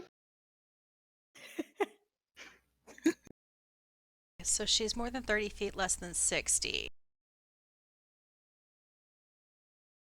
All right, Granny, she shoots a lightning bolt at the drow. And the drow has to make a dex saving throw.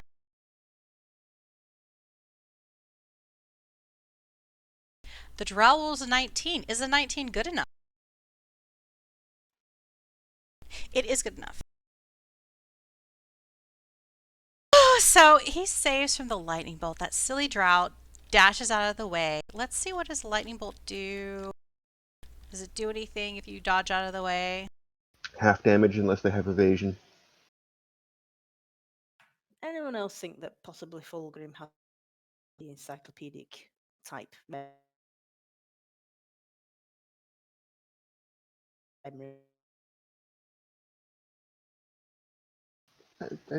Maybe. I'm not saying it's like I'm not saying it's a bad thing at all. Okay, so half damage is because the drow does not have evasion. So it's going to be 4d6 lightning damage. So 31 is the base. Nice. So the drow takes 15 lightning damage. There were a lot of ones in there. Shouldn't you be eating cherries?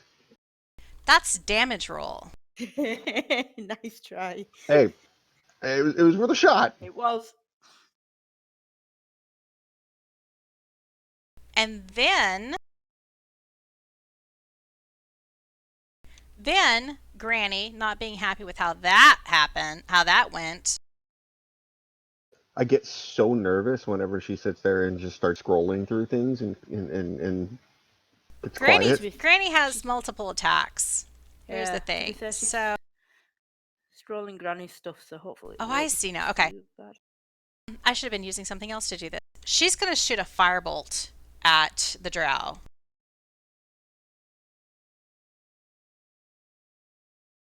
And she misses with a 14. Damn it! Granny, you're not helping. And then she's going to shoot another firebolt. And she misses again with an 11. Poor Granny. Kind of cool. Yeah. So the drow's just standing there yawning. Yeah, are we done yet? Is it my break time? Their bolts just flashing by his head. He's not bothered. In fact, he gets to the end of his turn and he shoots. He sends out another little puff of poison spray at Wilhelm.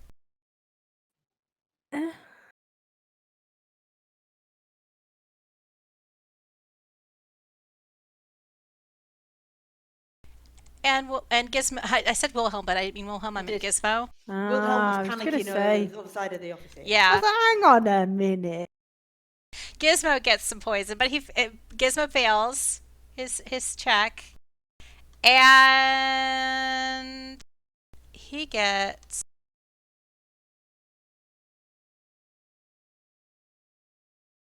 29 poison damage. Bloody hell! You need to not Yep. be near that drow. I know. And as his legendary action, because the Warforged still had one, he takes his sword and he stabs at Gizmo.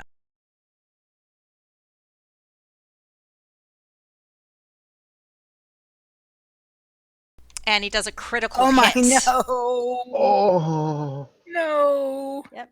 Continuing my D&D campaign of dying. And that does 17 damage. Do we see a ghostly form of a tiefling monk going, no? Probably, yeah. So Gizmo, without her dishwasher, looks visibly in pain. She's bloodied now.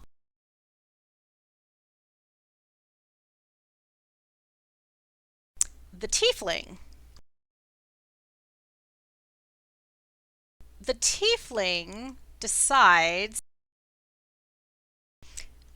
decides to cast a spell.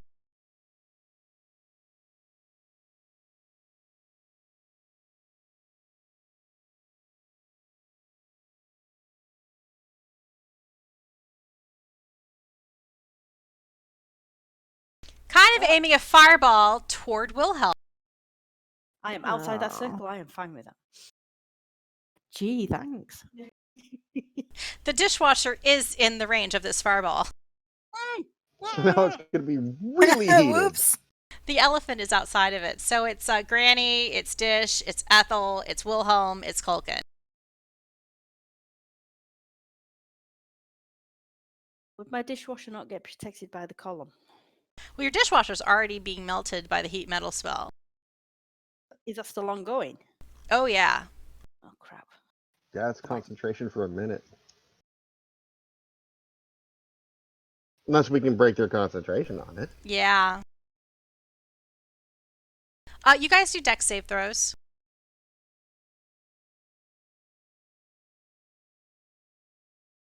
Uh-oh. Yeah, no, I'm eating this. Oh, all of us are eating this in the face. Yeah. Yeah, None that of was those. my specialty there. Those are not high enough. Nobody has any effects going on them that gives them advantage to dex saving throws, do they? Nope. No. We gonna How get about Ethel? too? And let me roll for Granny.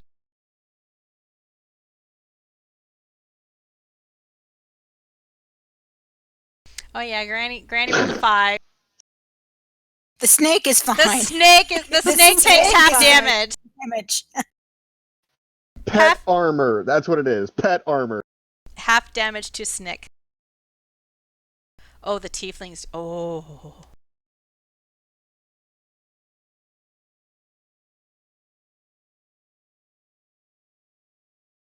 Oh, I rolled a lot of 1s, you guys. So, you guys take 31 damage.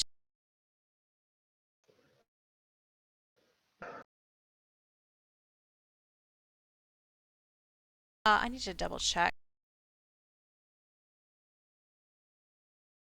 And, well... Were any of you resistant? Because I think because of the way I did it, it didn't necessarily have it. I guess fireballs aren't cold, so no. And then the Snek takes 15. Hope y'all weren't too attached to hope. Did your concentration fail on your bacon of hope? Sure did. Oh, that's terrible. Gut Sparkle's happy. And that's the tiefling's turn. Wilhelm, you can save everybody. Yeah. Right. Well, I'm gonna have a go right back at them and do. If I can figure out how to do the circle thingy.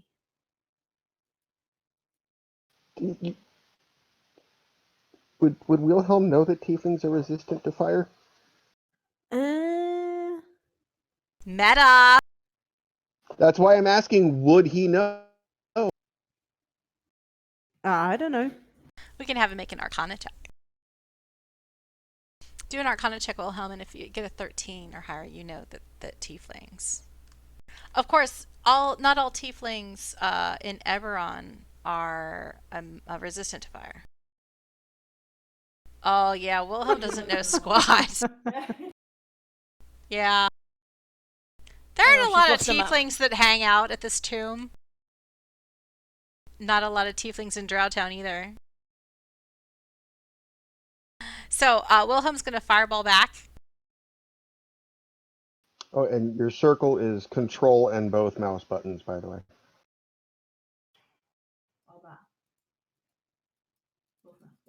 It's not working. Don't get me with it. Okay. Right. 5 more feet. Oh, but you got everybody. Yeah, 5 more feet isn't going to hit anybody else. Yeah. And you can avoid Gut Sparkle and Gizmo and the doggy. Oh, phew. So the tiefling fails a save. The warforged succeeds on its save. Oh, a 20! Wait, does that count? I don't know. I don't know. Technically, it's the warforged rolling a 20. I will do the cherry anyhow. For the kids. Moonshine cherry for the kids. Yay. So the drow failed. Yep, that tiefling's resistant to fire.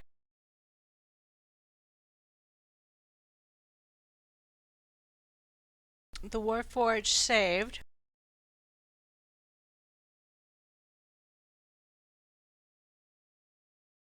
Oh, and the drow is resistant to fire too. Oh. But you've burninated them all a bit. Correct me if I'm wrong, but was that the first damage they've taken? Well, I think the drow had a little teeny scratch on his pinky finger. There was a band-aid. Right, Mangoes did a little bit. From and something then earlier? Yeah. In the lightning bolt. A little nibble. And then there was half damage from a lightning bolt, yeah. I just want to make sure the tiefling, that was the first damage the tiefling took. Okay, that's right, okay. I just want to make sure everybody's like damaged like they should be. End of my turn. Everybody, they all still look pretty healthy. Can you maybe activate the key as a bonus action and go get Yummy to save ourselves? I do have a cloak that does Dimension Door.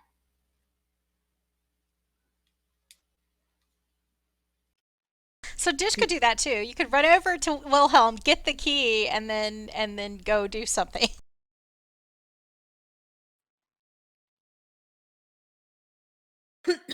Of course, whoever's within a 10-foot radius of the user of the key gets teleported as well.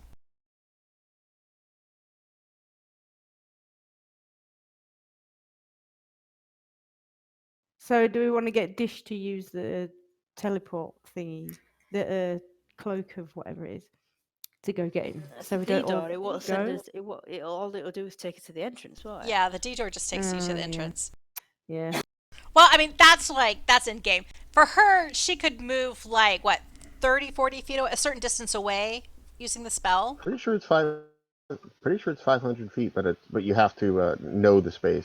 Yeah, and the thing is, because this is like a room that you access through the portal, Dish doesn't know exactly where it is in time and space. Unlike other places that you've been to in this tomb. No, one you can visualize. It doesn't. You don't have to see it. Oh, she just has to visualize it. It's like a short range teleport, 500 feet. So it would have to be within 500 feet. Which is Let me just check and see how wide this whole room is by measuring standards, just to give me a gauge.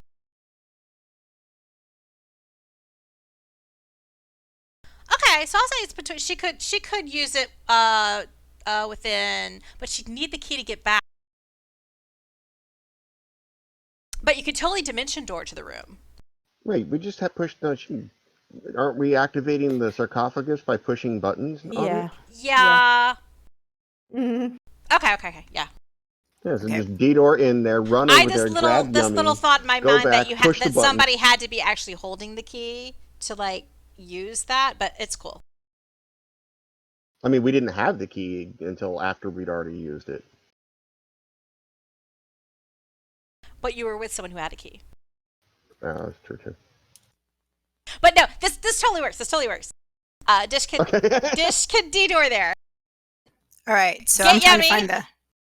So do I need to go to Wilhelm and get the You key? can use your cloak to detour there. Okay, but do I need to get the key to get us back? No.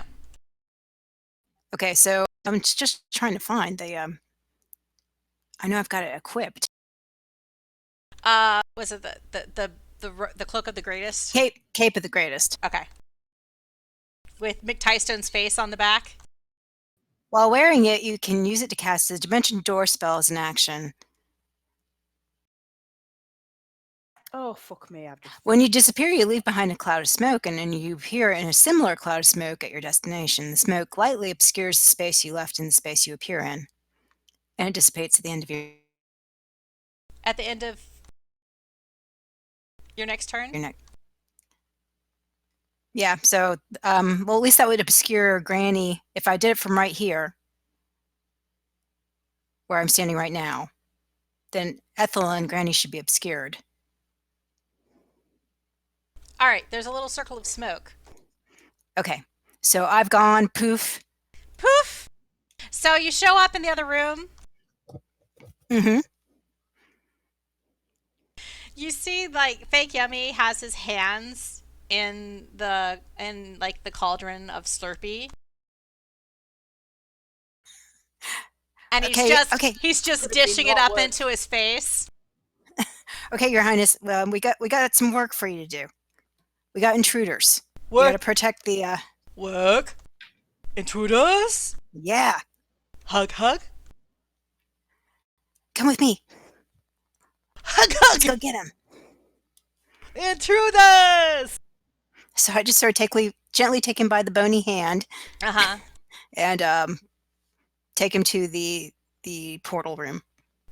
All right. So you managed to retrieve him. You dash back, and you guys, when you poof back in using the portal, you're back here. Woo!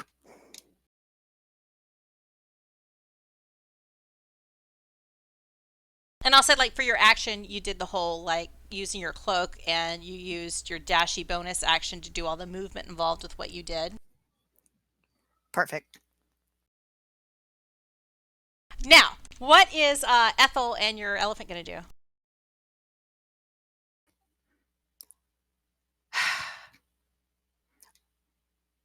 Right now, hold turns unless one of these guys walks by them. Okay. So if somebody grows adjacent, they will stomp, or Yep. bite. Bite. Mm-hmm. Hiss. It's the Warforge's turn again. Bye, guys. And he sees that that Gizmo is doing poorly, so he whips, slings his barbed whip at Gizmo's throat again.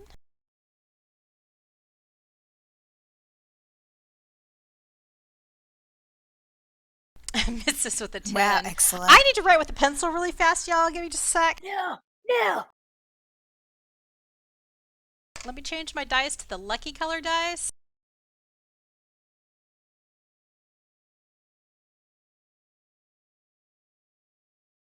I'm going to change my dice color.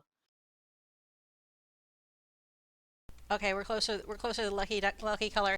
And then he's going to try to stab, since he failed to lash this paladin He's going to try to stab with his sword again. And he missed with a 14. Yay! Ah! So angry.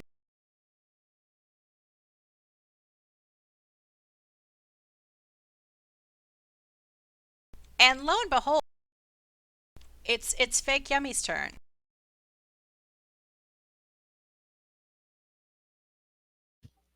And he looks Kill at you, Dish. them.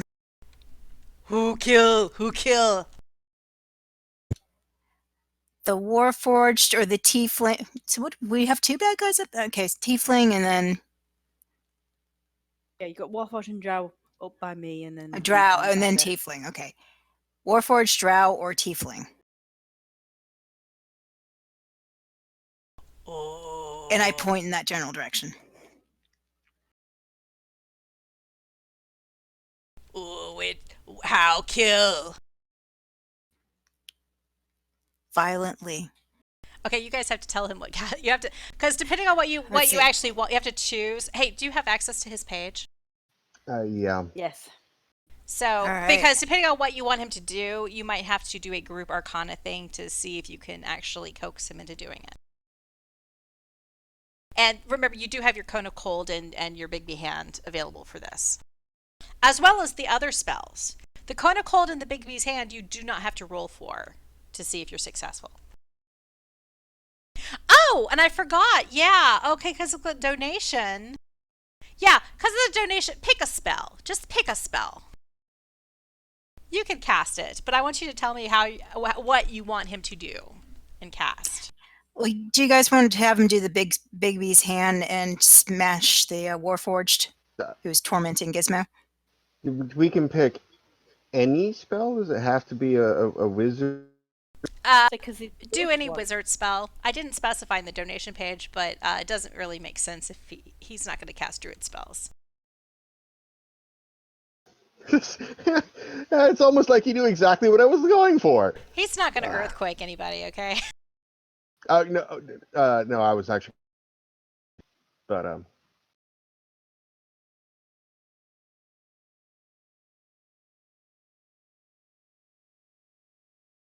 Okay, what are you casting? Big B? You guys good with that? yeah. yeah, And- anyway, we can do it so it's no, because it might damage me. Then I was just wondering if it could push me back while it's attacking them, but no, just smash them. Big B smashing hand. And the only other one is the Ghost Warriors.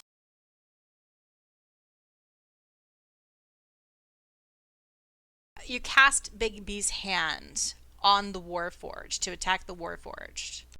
Actually, what is this? You create a large hand of shimmering, translucent force in an unoccupied space that you can see within range. What's the range? 120 feet? Okay, you can totally reach. So I'm saying the space that's unoccupied seems to be behind the Warforged, so you're going to be sneaky about it? I like it. Is that fair? Okay. I think I got a hand in here somewhere. We know a drow who doesn't. But Is that better, or do you want like just a? Like a duck-billed platypus. Because it was a fist, but doesn't look really fisty here. and I don't know the wisdom of like creeping into the conversation. I'm gonna fist the Warforged. No, no. fisting for kids. Probably not the best. Okay, so that's more like a hand, or you can have a pointy. You want a pointy hand? So we can finger the Warforged? Finger the Warforged. Yeah, let's go Oh, for no. that.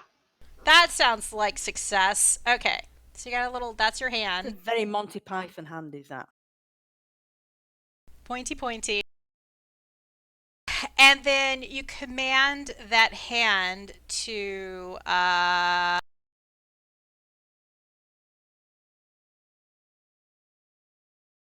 okay, when you cast a spell as a bonus action on your subsequent turns, you can move the hand up to 60 feet. Okay. Which are these things you're doing? You can have a clenched fist. The hand strikes one creature or object within 5 feet of it. Forceful hand. The hand attempts to push a creature within 5 feet of it into a direction you choose. Grasping hand. The hand attempts to grapple.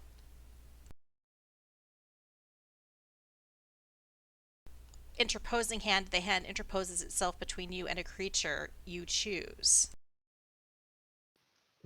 Thought the idea was for the clenched fist to do the Bigby's penetrating finger poke. So you want to do the clenched fist to definitely just do damage to the Warforged. Yeah. Okay. Melee spell attack for the hand. So that's going to be... You can tell we don't play a lot of high-level things. Because I don't know what any of these spells do. It's the same thing as for a Wait. melee spell attack. It's going to be Raiyum stuff. There's not specific numbers down here for the hand. Yummy! What is your stuff? I just rolled it. Oh, did you roll it? Oh, a 28! Yeah, that hits him. Okay, so this does 4d8 force damage. Oh, did you guys want to roll? I rolled an 18. Fine. With me at least. So, Greater than half. so your hand is still there. It's a concentration spell for Fake Yummy. So it's still around to do things later turns. And 18 damage, so that is...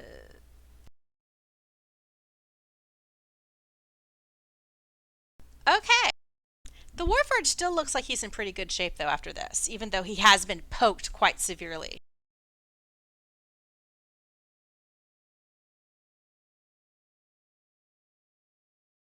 And I think that is Fake Yummy's turn.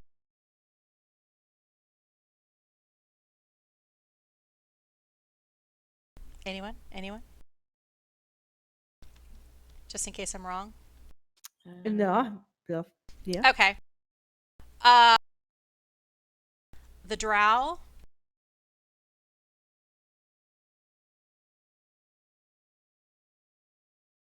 Feeling a little bit scorched and seeing that Gizmo is in pretty sad shape, he does another poison. A poison boo-ha-ha on Gizmo. I hate this guy.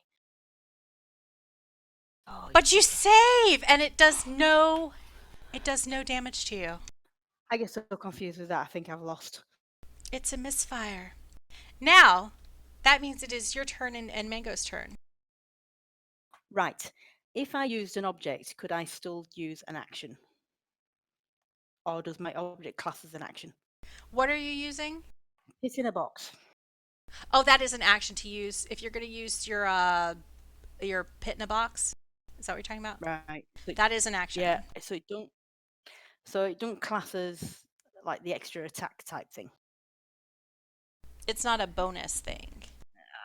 It's one action. Now you have 2 attacks, right? Yeah. So it would use one of them to use your box. So I could use that and do a lay on hands. Yeah, you could. Right. Let me do that then. I will start with the lay on hands.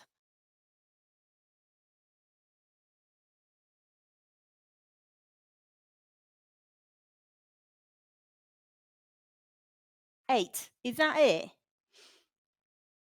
You have a pool of lay on hands points that should be 5 times your level.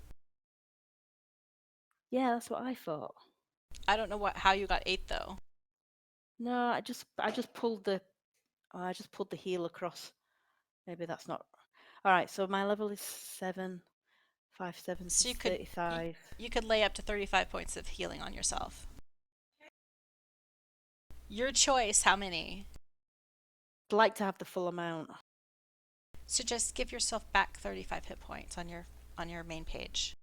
All right. So it's giving me the 8. So 35 minus 8 is bollocks. That's not right. What's not right? Fucking hell, it's adding the 40. I should be on hit points of 47, not adding What? 47. I wish it would do that. Oh, it's Oh, maybe the wrong box. What were you at? I was at 12 and I need to add 35 to it. So I should have gone So up okay, to so that's 47 hit 47. points, but you need to do it backwards because Fantasy Grounds is kind of weird on that. So it's 84 minus 47. Put 30 box. Put what, sorry? 37 in the wound box. Ah, Yeah, right, there got you you. go. Oh, I see. So if I'd have knocked it off the wounded, it'd have done it for me. Yeah, it's Right, backwards. Is like on a character sheet you track, what your current hit points is. This you track how much damage you've taken. It's kind of Right. inverted. Okay. And then I am going to use pit in a box. Pit in a box. Where are you putting that pit? Well, it says, right, so I can throw it up to 40 feet. I can do that 20-foot square pit. Let me just get my little point. Oh, you can get everyone. That's what I'm thinking. Including the hand. Hand floats. Oh, the hand floats. That's right. So you could just poke down into the pit on top of them. Now they get How to do do I a get deck to do save, that? right, to see if they fall in. Pressing DC, the user will determine the dexterity save needed to avoid falling into the. So that's your normal DC for your spells. What is that? Oh, where's that?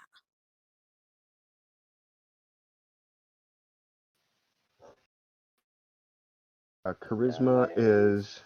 Hold on, your charisma is plus. So So plus proficiency 3, so 6 at 14. 14? 14. Okay. Right, I can't get it to even up, but I don't really mind because it's got. Oh no, there we go. There. That's where I want to drop pit in a box. all right, let's roll some saving throws. First, the Yay. tiefling Grouselder, the one who was nice enough to wear a name tag. Why am I scrolling away from his saving throws?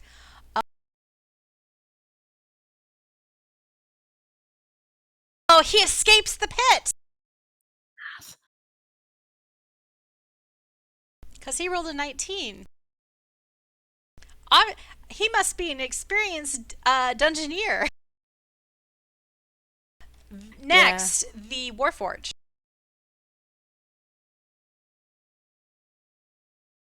The Warforged rolls an 11. He falls into the pit.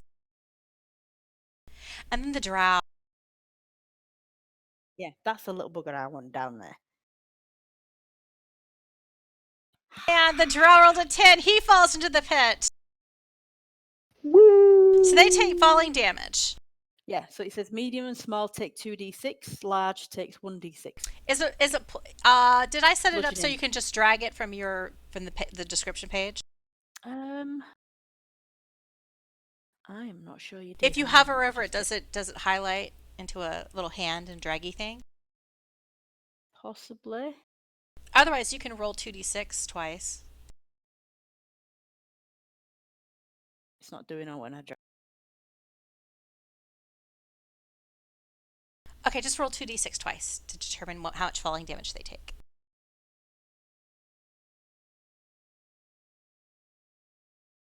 Where's it gone? Right, okay, that's the first two against the Warforged. What was the plus 2 for? Did you know what? Let me. If you have the plus 2 clicked, those Yeah, words are right, hard. So There we go. okay, so the Warforged takes 4 damage, and the Drow takes 6. And let me check. I think the Warforged might be resistant, but the Drow does take 6. So let's see. The Warforged is resistant, so he's going to take 2. They're in a hole. And I like having your square up there because it's easier to see than my oopsie. Okay. All right. So that is you. What about Mango's? What about Mango's? Right, so Mangoes can teleport 40 foot, so he could teleport 20 foot attack and teleport out, yeah? He can teleport once. Oh, balls. Then I'm not going to make him go down there, so I'm going to tell him to move back. Run around the other way toward the tiefling. He could, couldn't he? He could just. Yeah, all right, little let's legs. do it. I mean, he can't because now you have a pit on the whole dais there, so he'd have to try to jump or something. I don't think he can do that. So he couldn't Stubby teleport legs. across to it. Oh, he could teleport behind the tiefling. Yes, he could. All right. So if I get him to teleport there and attack the tiefling. Bite, bite. Oh, And he should've- misses. Right. Mangoes. I was. All my hopes were. That's all I've got. Well, okay. So Gutsparkle. It's Gutsparkle's turn. Gutsparkle's going to try to wail on the tiefling too. First, Gutsparkle rears up on its hind legs and tries to trample the tiefling with its hooves. Hits with a 26.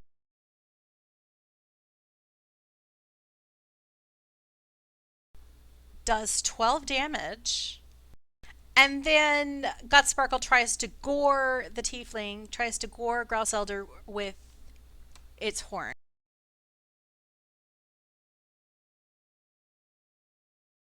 And it misses with an 11.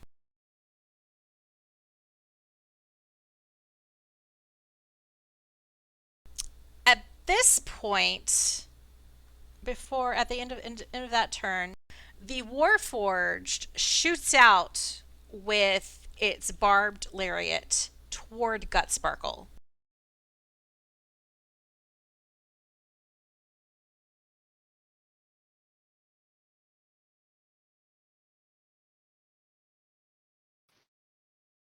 Sure, drag it to the pit with. Yeah, of course he does. That can't end badly.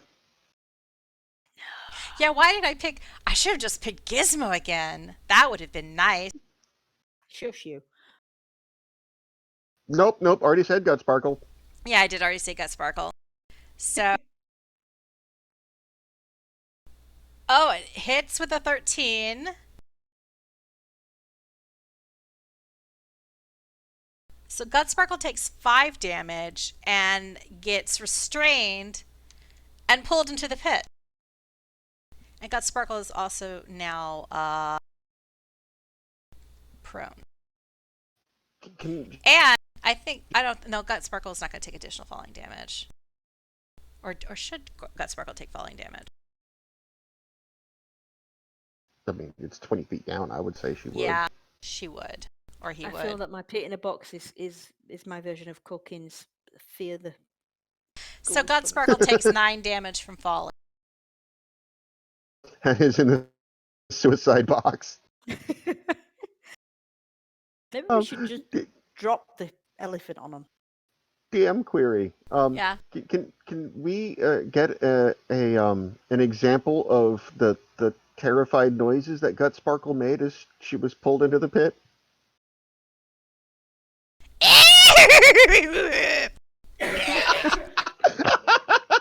Worth Awesome. it. Thing. Oh. Culkin, now it's your turn, Sticky Culkin. Ah, well, that pit changed my plans a lot. Sorry.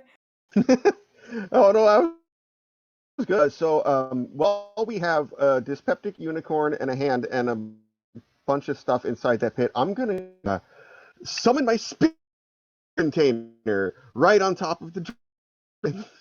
This should be your spiritual weapon, your takeout container. Yes, yeah, my spiritual takeaway. Right on top of them in the pit. Yep, right Like on there? top of them, right there, and have it immediately swing down on the Volkur Drow. Oh, bad day to be a drow. Crunch. Hit with a 25, Oh, nice. Oh, doing 5 damage. Saucy Hey. damage. every little bit helps.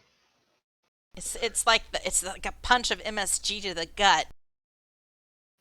And then since that was a leveled spell, the only thing I can cast as a bonus, my main action can only be a cantrip. So I'm going to turn and target Grouse Elder with a Sacred Flame.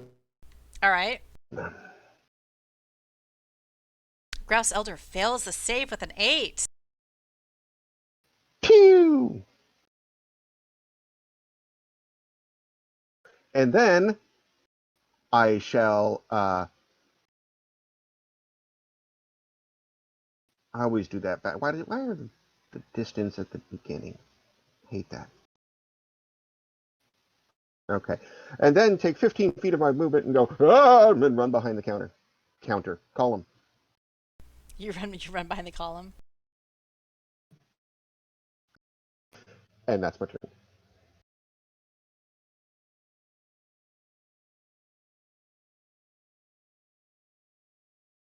I'm just checking something. Check, roll, scroll. Oh, we Yeah, already it's did not get me. one. I've been, because I was with mangoes. Okay. At this point, the tiefling uses a legendary action to disengage from the Corgi.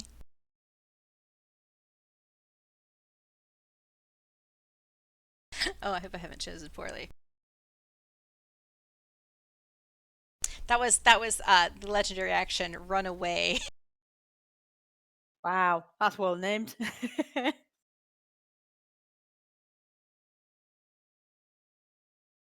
Gizmo, it's your turn, isn't it? No. Oh, you've already had your my turn. with mangoes. Yeah, so Yeah. it's Granny. Oh, it's Granny's turn. Did Choo Choo go? Choo Choo They held for held. right now. Oh, Yes. okay. That's right. Both the critters held. Granny.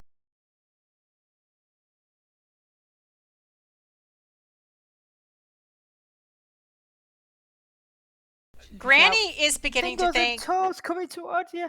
Granny is beginning to think that, yeah, she's like, "Ugh, this is already taking too long to get her fingers into. I need. This is taking so long. Ugh. You want something done, you had to do it yourself. I don't even see. Where is Yummy? It's behind her, I guess.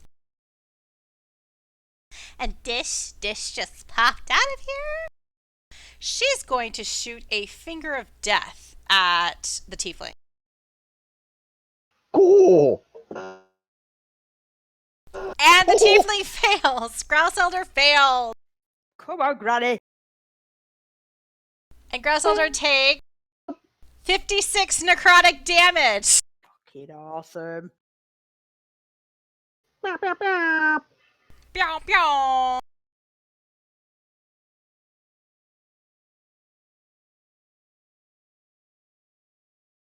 And then Granny's going to move forward through that little poof cloud that's still lingering. And she's going to whack at the tiefling. With the broom. With her, yeah. And she hits with a 23. And she does 9 bludgeoning damage. Unfortunately, she moved right next to the tiefling, and at this point, the tiefling does a hellish rebuke in response as a reaction.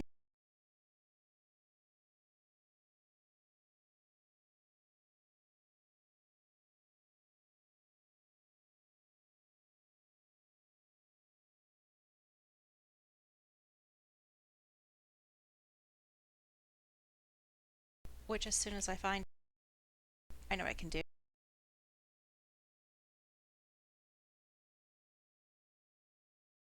I have the wrong saving throw in here. Yes. DM query. Yes. It's not listed on the fake yummy rules page. Can being that we are in the Chamber of Raiyum, can fake yummy trigger his lair actions? You'd have to be able to coax him to do it. Could be like a persuasion thing. But theoretically, yes, he could. Okay. Just a thought. I know, you're thinking terrible things. I know, I so am. Okay, so Granny has to do a saving throw, and it's going to be...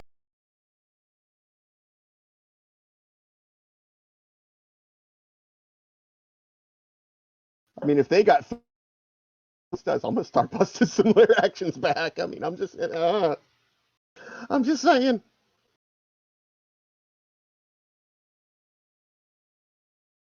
Granny doesn't save, so she takes some fiery damage from the Hellish Rebuke.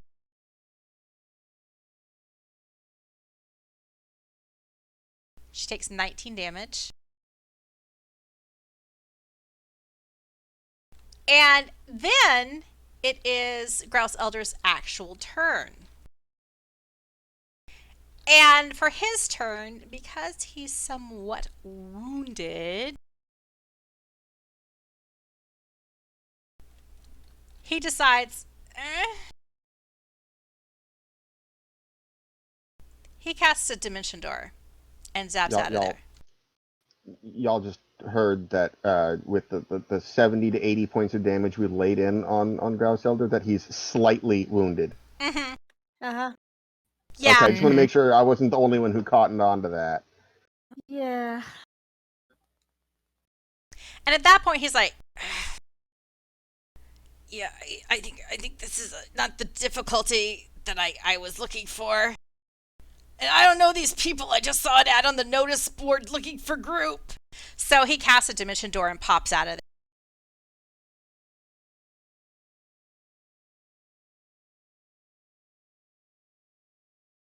Did he not maybe want to check with his buddies in the pit and ask if they wanted a D-door out? He just said he doesn't know these guys. He just straight recalled on the pug. I'm wondering. He hit the LFM, you know? It's like... We might be able to stop this. So are the Drow and the Warforged are stuck in the pit? Can't do anything? Yeah, they're in the pit for now. I think maybe a wager's in order. A wager? A wager? Fingerbone. Well, this is coming down to the Drow, because I guess the Warforged is not going to help out.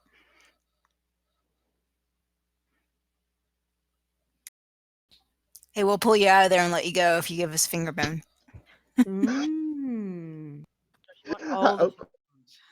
How long does the pit she last? wants all the fingers, doesn't she? And toes. And toes, yeah. Oh, she can take a toe. Did I put how long the pit lasts? Because I think the pit's supposed to be for like a minute or something. Let me just check.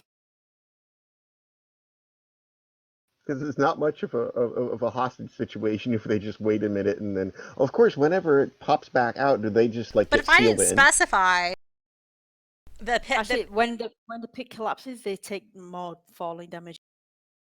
The box can be retrieved by the wheel. It doesn't say how long. Oh, that's the thing. Yeah, the pit stays, but your box is inside of the pit. Yeah, so I can retrieve it by doing the phrase "mind the gap." Creatures in the pit will take similar damage to their fall amounts if they fail their save. So it's like they fall over again. So they get shunted back out, basically. They get damage getting poofed back out of the pit as the pit disappears. Yeah. I love the command word, too. I know.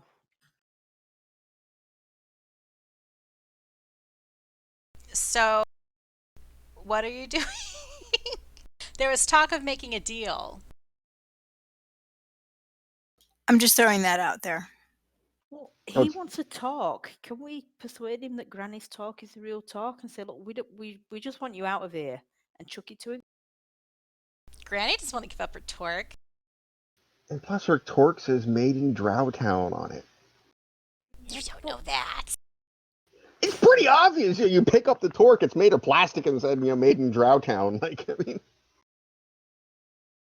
There's like a little kobold sweatshop making out these souvenirs in Drowtown.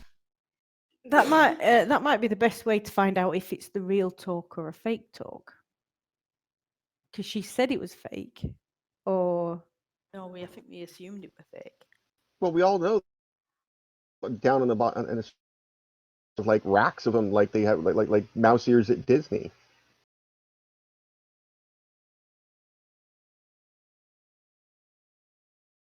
We could try, but I don't know if he'll go for it. But she's going to be upset if she doesn't have her fingers and toes. Oh, you know what I just remembered? It's Wilhelm's turn. Oh,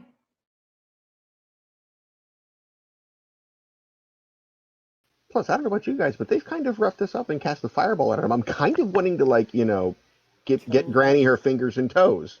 Yeah. That's right. okay. Well, this is what I'm gonna do. I hope she's finding pointers again. I'm gonna cast Ice Storm on that little area, the pit. Okay.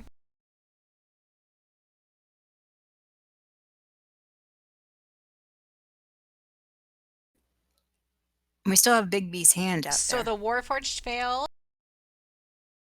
The Drow failed. So roll your damage. Oh, that Ooh.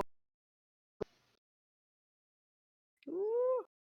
So 26 damage to the Warforged, and 27 to the Drow. it was. Ice Storm doesn't do that much damage. And why is it lightning? Oh, damage? you did Yeah, it lightning says bolt. Oh, lightning bolt. oh, did I? I had the wrong bloody thing open, didn't I? Chuffing. Well, actually, hang on a minute. Do you want me to do Let's- damage again? Let's look at your I'm eyes pretty sure I did. just to make sure it works the same way.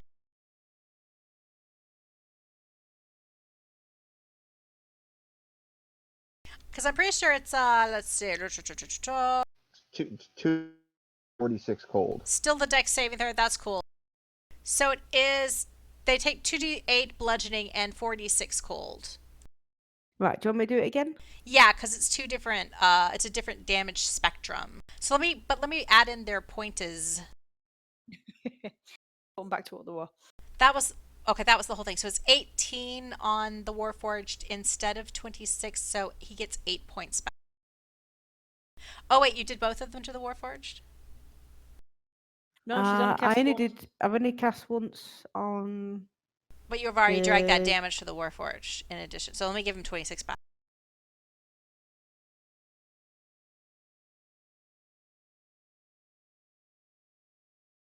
He is fixed. Let me add the damage back to the Volcor before you roll it on him.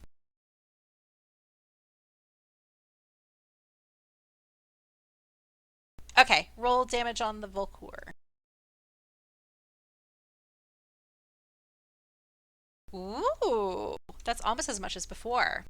So the Volcor is starting to look kind of bloodied. Oh, thank God for that.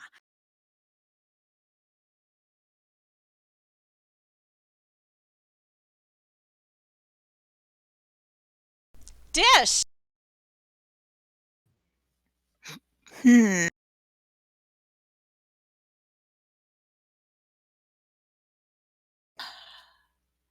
What to do? I don't know what to You, do. Ethel, and Choo Choo Pickle can do stuff. I know You're we can right do back stuff. there, aren't you? I'm way back here. And everybody and the bad guys are in the pit. Yeah, this is And true. are Yeah. You can't see incapacitated. them. I'm gonna dash up. Should I just dash up to Granny and propose that she negotiate a finger bone from the drow to get those guys out of there? Yeah, you can dash up to Nanny, Let's do that. to Granny Fingerbowl. Say, Granny, that drow might give you a finger bone if we agree to get him out of the pit and let him go. Oh, you think so? Because the other one just poofed out in front of me. I'm very cross about that. I'm cross about that too, to be honest. Finger bones just come and go so quickly here. I'm just putting out there this might be an option to get us out of this situation and have it resolve. Yeah, because if another one gets away from me, I think you're gonna owe me a bone of your own. Sure, Granny. It's a deal. That was sarcasm. She God. claps her hands. Don't think she got that. That was sarcasm, Granny. Irony. Granny only Woman, look it up. understands yes. Granny is yes That's gonna be and. sad if I have to stab my own grandmother. Festival, it's gonna be rough this year. Okay, wait, it's your turn. So you run forward, you talk to Granny. Granny's game for this plan. Yeah, okay. Is Ethel and Tutu doing anything? Holding again. Okay, and then the cloud is dissipated at this point. So, with that, it's the Warforged's turn. And with his first action, he is going to try to climb out of the pit. This will give Gut Sparkle an attack of opportunity to try to gore him. And he is going to roll athletics.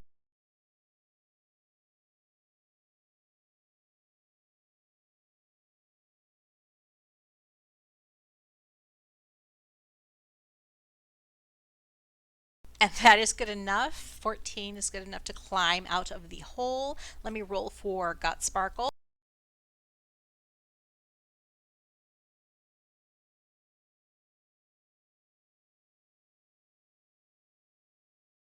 Misses with a 17. Yeah, that's right, because Gut Sparkle. Oh, I forgot. Gut Sparkle is restrained. She's dragging the unicorn up with him. Yeah. He's literally dragging the unicorn up behind him. He's here, and he basically tries to swing. So that's going to be a ranged attack. Unicorn flail. Yeah.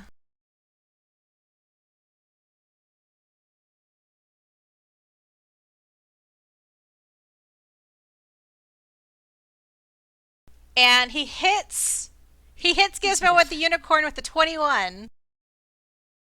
Well, I'm fairly sure the unicorn's kind of big.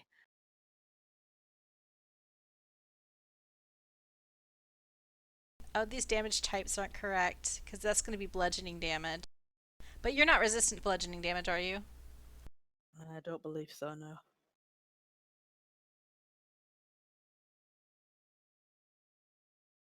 Okay, you take 8 damage from the unicorn hitting you as it gets yanked out of the pit on top of you.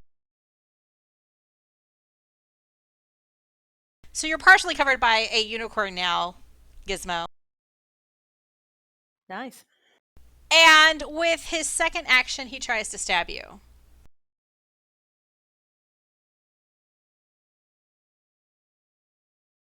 And he hits you with a 23.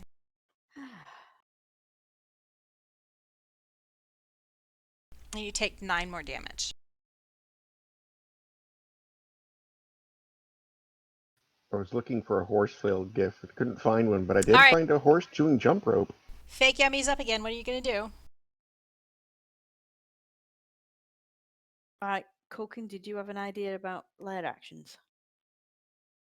Yeah. Well, technically initiative count 20, but whatever.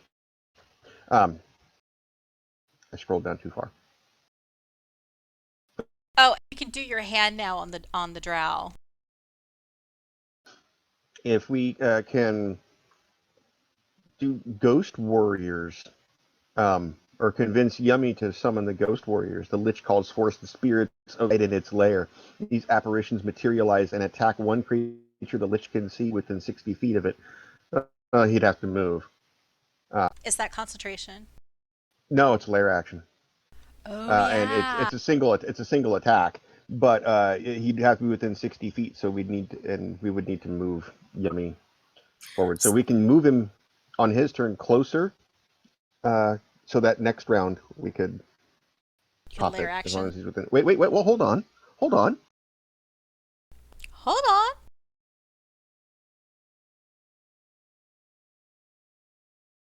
That is exactly 60 feet.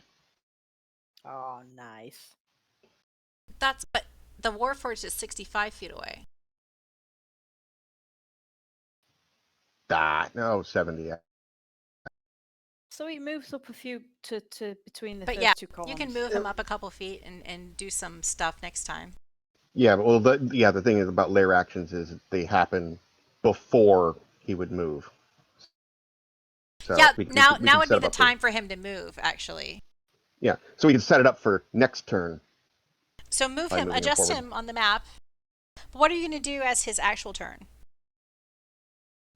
What's with the hand right now? Is that still? The hand is still up unless you do another concentration-y thing. I mean, can we move the hand? Can we You can use move the the hand hand to up to 60 grapple? feet and do any of the stuff that's on the Big B's hand. I mean, that we could grapple the Warforged. Yes, you could. What do you guys think of that? I think that's an awesome idea. You can grasp hand him.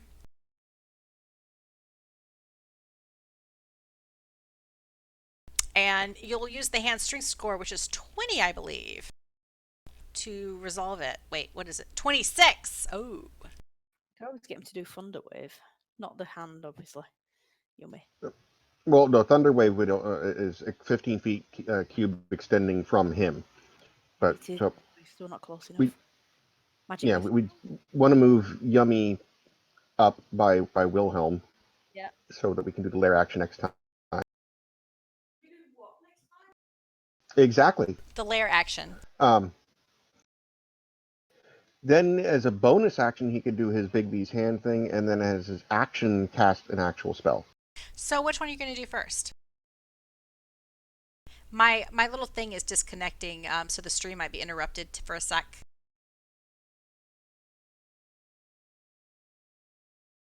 So, which are you doing first? Are you going to Big B grasp the Warforged first, or are you going to do a spell?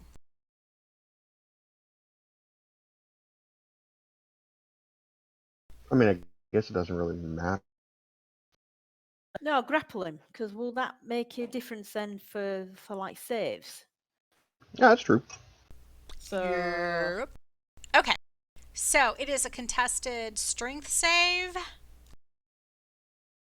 Wait, is it a save or is it a check? I can't remember for grapples. It's going to be a athletics check versus the a D8 or D20 plus 8 for the Yeah. for Big B. So roll for the hand.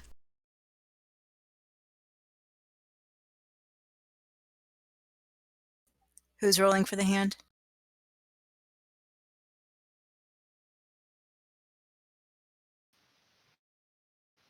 I guess I can. Roll for the hand. So that's going to be not enough. So 17 versus an 18. So the Warforged is not grappled. okay. Does it get a bonus? It was 9 plus 8 is still. Yeah, so the Yeah, hand got 17. 17 on the grapple, and the Warforged got 18. Alas. Alas. Now, what spell is Yummy going to cast? He's got Fireball. But he also does not have sculpt spell like we do. Oh, right, okay. He does have acid arrow though. Oh. Ooh, that might work well on a Warforged. Can't see that he would be resistant to acid. So, well, we got 90 feet, no problem. And He's got Disintegrate as well. yeah, damage next turn. And it's a level 2 spell, which means we don't really have to You don't have to convince do a Fake check Yummy to to do use it. it. Sound like a plan? Sounds like a plan. So you're gonna acid arrow. Yep.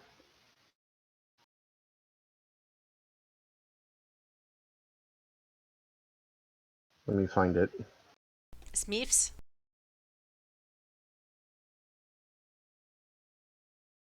That would be a ranged spell attack, which I believe Yummy is plus 11. But looking through his sheet, they're not in any sort of logical order that makes any sense.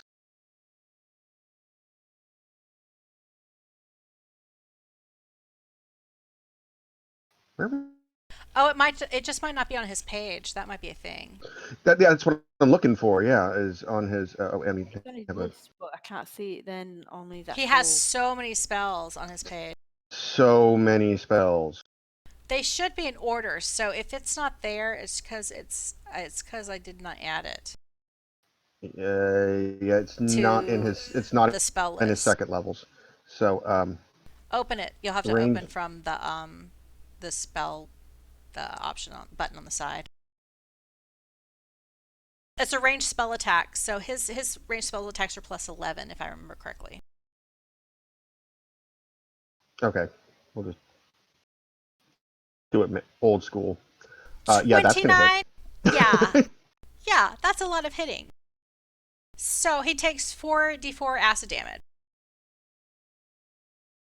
And then he'll take 2d8 more at the end of the next turn. Or at Yummy's next turn, I guess. Is it end of or beginning of? It says on a hit, the target immediately end of and its next turn, 2d8 okay, at the yeah. end of its next turn. Yep, end of. Wait, but is that the end of the Warforged's turn, or is that the end of Yummy's turn? It's the end of its next turn. What does it refer to, though? Its next turn, meaning that Warforge's The next turn. Warforged. Okay. Okay. So wait, did you apply that damage, or do I need to? No, I just rolled it. I can't Okay, apply it. I need to put 10 on him. And the Warforged is starting to look bloodied. And at this point,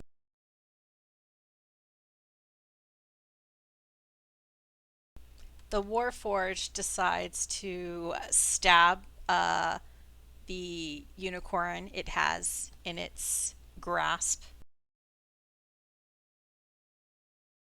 Just cuz. Is it So it wrong? just- I'm glad that it's a unicorn and not me. Well, I'm just visualization of this. You know, he climbed, dragging a unicorn by a noose, swung it around, smacked you with the unicorn still attached to it. Up against it is going to shank the unicorn right in front of you. Yep. While looking at Gizmo, meeting Gizmo in the eye, he's gonna shank the unicorn. Don't Like turn me prison on shank. there. Sorry, guys. That's not the way to get to me. And he hits with a 25 and does 14 damage to Gut Sparkle. That was a bad Gut Sparkle.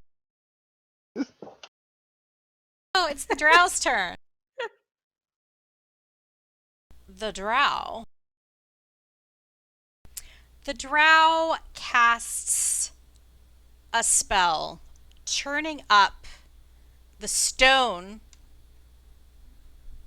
surrounding Wilhelm in a 20-foot cube.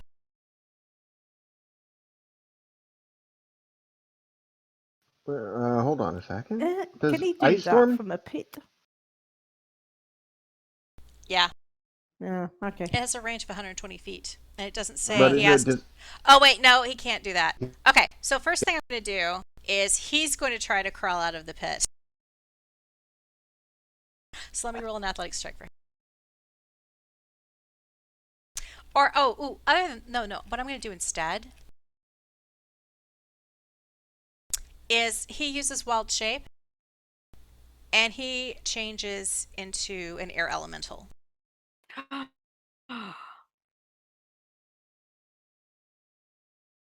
Druids, man. And I this know. air elemental floats out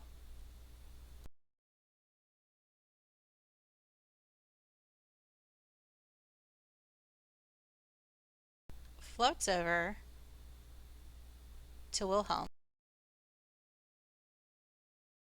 And he does a slam attack. He does his first slam attack to Wilhelm. Natty 20. Oh dear, oh dear.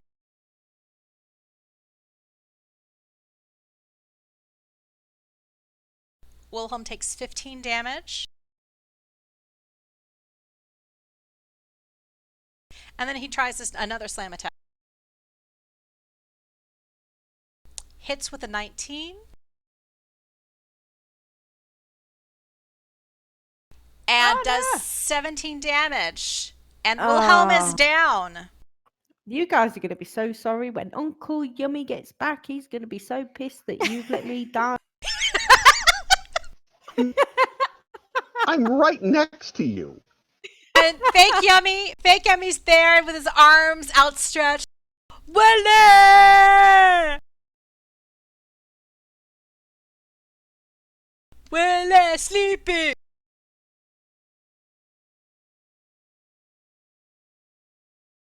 And now it is what? It is wait, has Mango's already had a turn? I think we forgot. I think we forgot about you and Mango's. No. It was just it's just come back round to us now. Okay. Gizmo Mango's.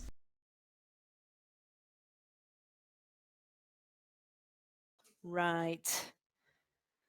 Mangoes is going to teleport back over here. Ah, it doesn't work. Mango's has really bad luck when Mango's blinks. Yeah, Mangoes is not having a good day. It's like with every time right, Mango's so- blinks misses. Am I restrained in any way by the fact that I've got a unicorn stuck on? Yeah, you do have a unicorn stuck on you, but you can like move out. Use half your movement to get out from underneath the unicorn. Do that. So I'm going to do attack with my halberd. He resisted that though, didn't he? Oh, and since the drow has shapeshifted into an air elemental, the heat metal spell starts to your dishwasher starts to cool. Right. Okay. Halberd attack on the Warforged. 15 misses.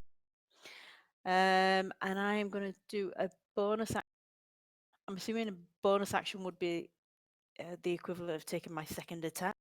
No, because your second attack is an actual attack. Right. Well, so I could do my second attack and then do the bonus action? Yes. Oh, well, fuck it, that then I'll do. So attack with the halberd again and hope for the. No, fuck that. And I am going to.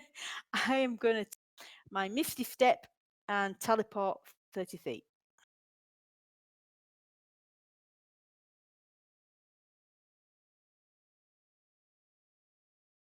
Back to my dishwasher. What are you doing? Using my bonus action of Misty Step. Oh, okay, you're Misty stepping over there. Okay. Yeah. So that's that one. That's me. Okay. So you've done that. It is Gutsparkle. Gutsparkle's going to try to escape this barbed lariat that is choking Gutsparkle.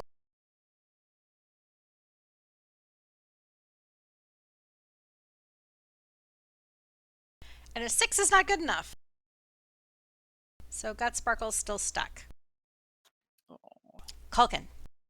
Granny's poor unicorn. Just kidding, not caring.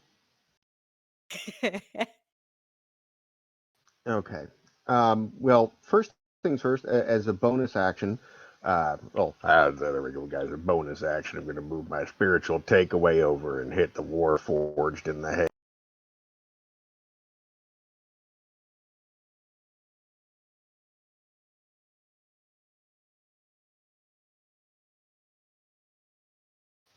There we go. And then I'm going to take a step over here next to Willie here, and we're going to look at what level. Oopsie. Look at what level spells I got, and then we're going to drop a cure wounds at level 4.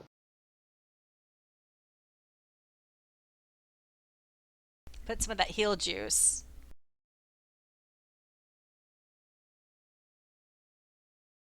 Oh, And so since Wilhelm I got feels- this, Wilhelm still says thanks, but Wilhelm's actually gone for a quick smoke. So he feels that oh life. well.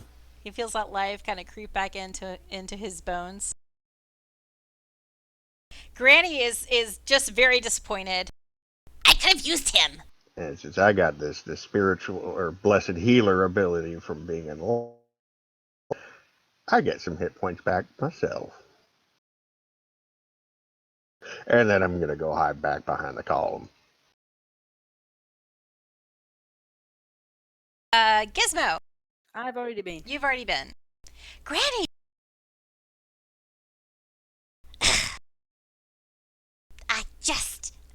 I don't know why you had to wake him up. The elf, I could have used his fingers. I could have used his toes.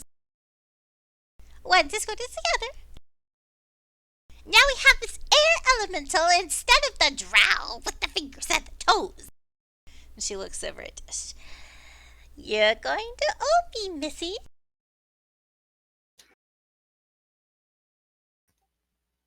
And then Granny casts a spell on the air elemental.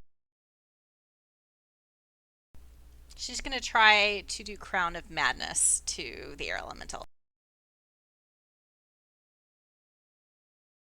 And the air elemental fails. So now the air elemental is on your side.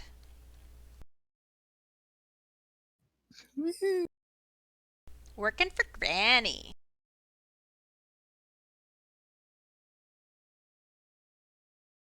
Okay. Good. That way we can save him for later.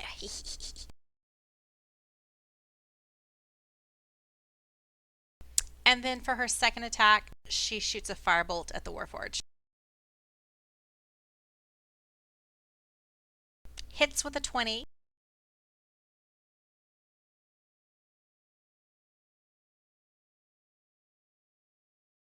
And she does 7 damage. I rolled so badly.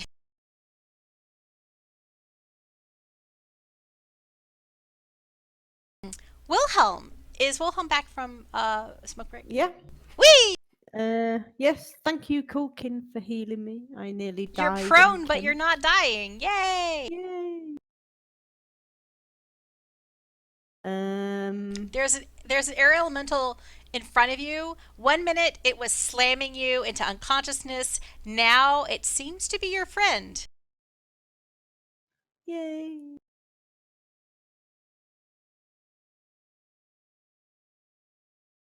So I'm back on my feet and able to do stuff, yeah? Yes. Okie doke. Right. Well, I will do.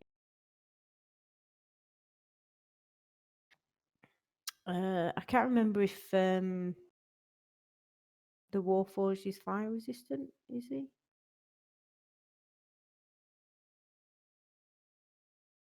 Cricket. she's already asked me. I don't remember. I'm not saying anything. I can't remember. Can Hang on, I'll scroll back up. Wait, the air elemental's not hostile anymore? No, yeah. Crown of he's- Madness. Oh, nice. Yeah. So does Culkin remember if the Warforged is fire resistant? Does Culkin remember? I haven't hit it with fire. Yeah, was there a fireball earlier? There was a fire something earlier. No, you did an ice storm. Yeah, but before that, I think she did a fireball as well. There was there was a fireball that was sculpted around everyone. Then there was a lightning bolt from Granny, and then there was an ice storm. Yes, hang on. But No. none of those things were done by Culkin, so he knows Grouse none of them. Grouse Elder is resistant. It looks like the Warforged just saved its throw, and that's when it had the damage. Oh, But that's wasn't right. It did resistant. save. Yeah, so it's not. Okay. It's not resistant to it, but if it saves, then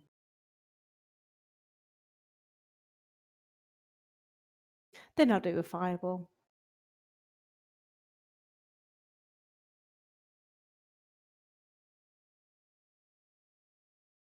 And the Warforged saves with a 22. Wait, where is your fireball exactly? Where do you hit? Does it only hit the Warforged, or do you Yeah. potentially hit? Well, you can sculpt the spell around It only hit the 1, 2. Warforged. How many can you sculpt? only got 4. 20 foot. Well, no, there's a specific number I of think creatures it's that you can it's sculpt 1 around. plus It's the like level of the 1 plus the spell. level of spell, I think. Yeah. And of course, I have to keep scrolling. 4 is fine. I was just thinking about the thing that has the Crown of Madness, and I was like, oh, I'm gonna have to look and see if it gets damaged, if it breaks things. No. Yeah, 1 plus the spell level. Okay. Because otherwise, and might have taken some. So the Warforged takes 10 damage from the fireball. And Dish is back on top. Okay, Oh! And I guess I should say it's the top of the order, so if you were going to do a Larry thing, that would be now, right? That would be at initiative count 20. That So, would yeah. be now, before Dish does stuff. Ba-da-ba-bum. So have we had the extra damage from the attack we did on the Warforged earlier? Or was it 2d8 or something like that? You said he got 4 for the Mel acid Sacido. arrow. No, this isn't the Warforged's turn yet. This is Oh, right, okay. the Oh, lair right, action right. from Fake Right. Yummy that you guys prepared right. for. So, still here? Or back? Yes, think- because you just cast a fireball. Blur. I'm alright. Honest. Maybe Wilhelm convinces his uncle's fake uncle. Wait, great uncle's fake copy to Ghost Warrior. What are you going for here? lair actions. There we go. Ghost Warriors. Ghost Warriors. Convince him to Ghost Warriors on the toaster.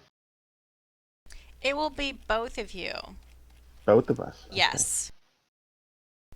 And I need an average of 10 from both of you. Of what skill? Persuasion. Oh, okay. Oh, there we go. Oh, Oh, handily. nice. What do you say to Yummy? Yeah, you got anything that you can do something extra special to that little Warforged there. Special. Warforged special. Yummy's jumping up and down. Hee hee hee. And what? The Warforged succeeds on his save. Still takes half damage. So roll damage. What? 31 damage from your spirit warriors, whatever. Fucking awesome. That's why I wanted to use the lair action. Like, please tell me we can use it. And the Warforged feels it. Sorry, I heard the Warforged. Feels it. And now it's Dish's turn. All right, I'm going to go over to Gizmo. And I'm going to hand her a potion of healing. Thank you. So that is, well, hold on once, let me find what it was. I think it's 2d4. 2d4 plus. Plus 2.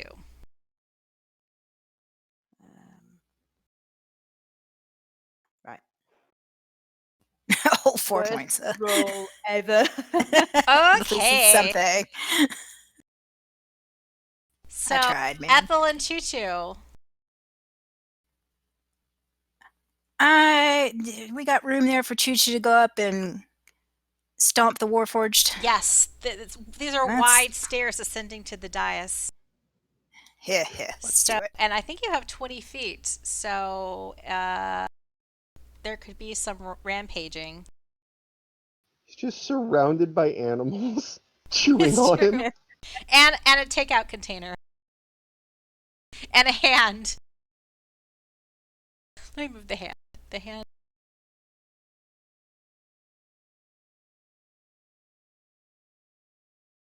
Why did that attack the air elemental? I have no idea.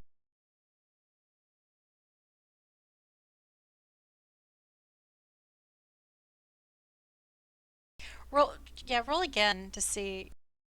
Shoot. I don't think. Well, let me see if an 18 would have hit. You should have kept the arrow. The 18 would have hit. Crap. Let's count that one. Roll damage. All right. So gore attack.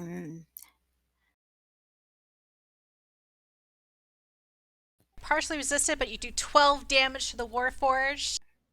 He Great. kind of. So he must also succeed on a DC 12 strength saving throw, or he's knocked prone. Okay, let me roll a saving throw.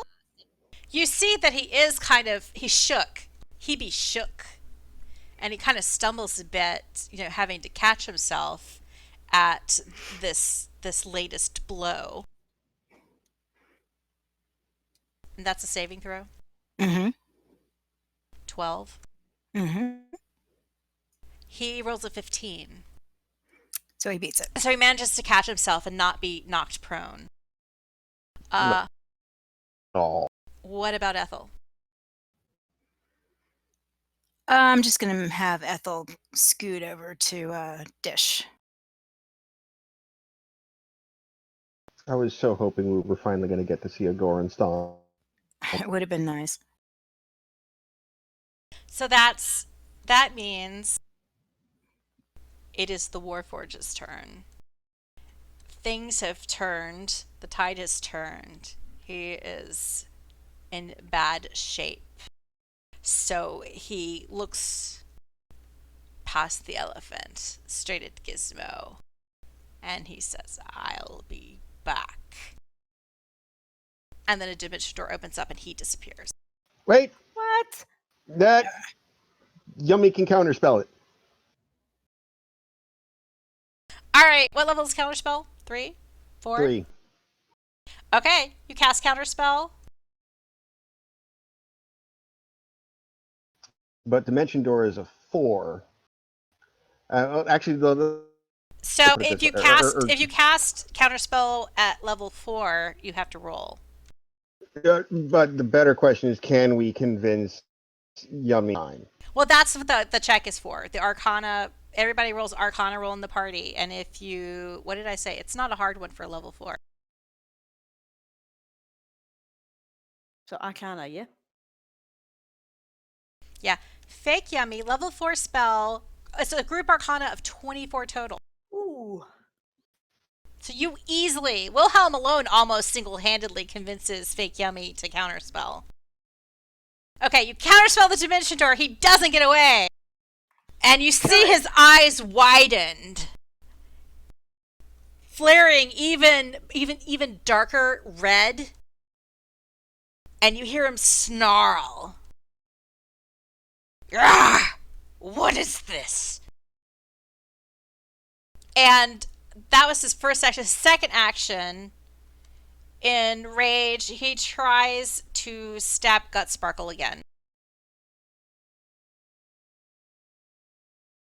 Hits. Does 10 damage to Gut Sparkle. Gut Sparkle looks a little bit worse for wear. For some reason, I can't mark off the spell slots that we've been using on. Like you're supposed to be able to double click it to use it, Yeah. and right click to edit, and those are Okay, I marked not off that happening. one. The other one is not on the page. But I marked off the level 4 one, and I marked off... Or I can't remember. There should be a level 2 as well.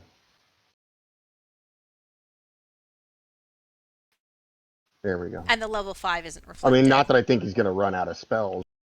It is Fake Yummy's turn.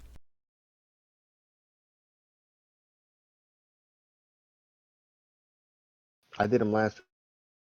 Want to take him over? Somebody do something with Fake Yummy.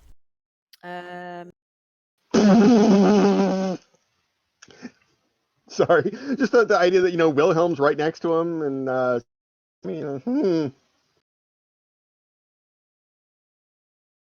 Hang on, we're looking. What's the thunder with 15 foot? That's still not. Well, you could take out the elementals on our side. We still got Cone of Cold, haven't we? Yeah, you still got Cone of Cold. You've got things like Magic Missile that are auto hit. All right. Big- Should we do Magic Missile then? And can we do something with the mage hand as well, or? Oh yeah, your Mage Hand gets to do its attack as a bonus action. So you can do the punchy punch or something, or try to grasp him again. All right, how do we cast this damn thing? And if you cast, you could cast the Magic Missile as level 3, I think. And it does more, right? Yep. How do we Get an tell it extra- to cast at higher levels? Well, you're just manually doing it. So like if you cast it as a level 3 spell, you will have 5 little missiles rather than 3, and you just drag that force damage 5 times rather than 3 times to the Warforged.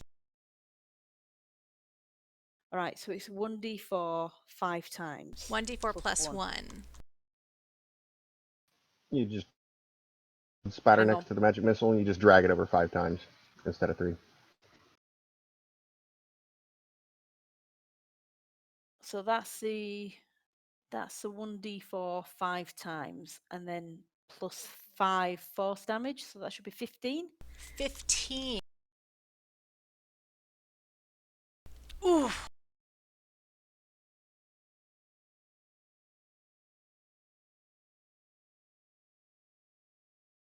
And then can One- we get These magic missiles pound the Warforged, and you see that one arm is now hanging limp, and he loses control of the barbed lariat that had the unicorn captured, and the unicorn is now free. Got Sparkle is free. Nice. Right, so can we get the magic hand to punch him? Yes, you can. Right, how the chuff do I do that? Oh, I closed the hands.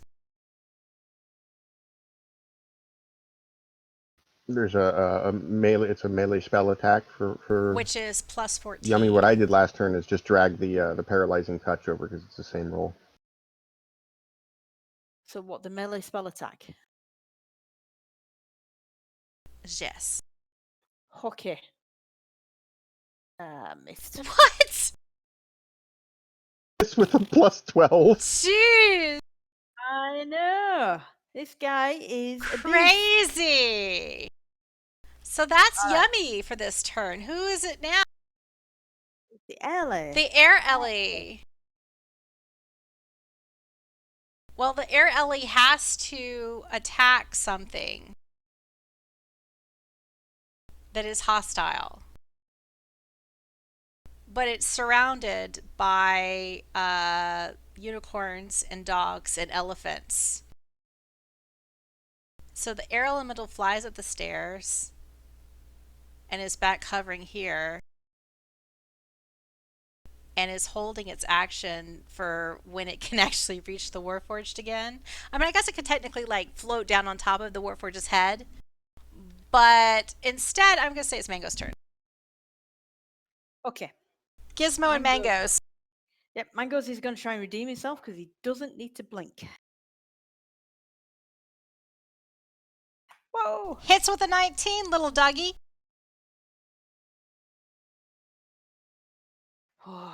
Does Right. 2 damage with a bite, and the Warforged is still standing.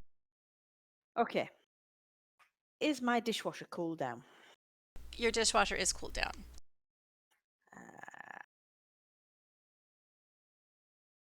Range of 10 to 30. I believe that's 30. And more than 10 is at, I think there's disadvantage to throw it farther, I think. Okay. Then screw that, I will move. Can I fit in there and attack him? Or is it just going to be too much of a... Yeah. You could throw at him from there. You're like kind of like not on the, like he's on the stairs and you're down next to the stairs. Right, so that would class us within 10 foot, so not a disadvantage? Right. Okay. I will take... What do you mean out of ammo? That's Not fine. out of But ammo. you roll a 12, so your Oh. dishwasher misses. Clatters down next to Fine. you. I sulk. Oh, I get 2 attacks. Okay. Pick your dishwasher up. You hit with an no, it works. 18.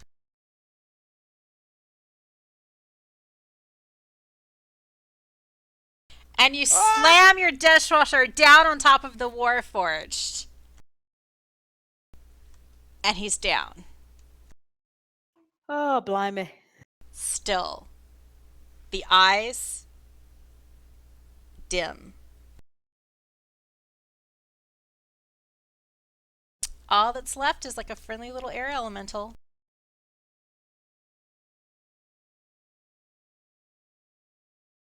What are we going to do about him? Can we turn him back into a drow and chop his fingers off? Granny Fingerbowl. It's just yummy. Disintegrate. No, don't disintegrate this one. We need to do something to get rid of that. I will release the Crown of Madness. I will cancel it out. And you just pound him. Kill the drow for me. Give me his fingers. And then I can make my potion. It'll be the greatest. It'll be wonderful. It'll be fabulous. Chop, chop. Do it, do it. And then she, waves her hands. The little crown disappears from the air elemental's head.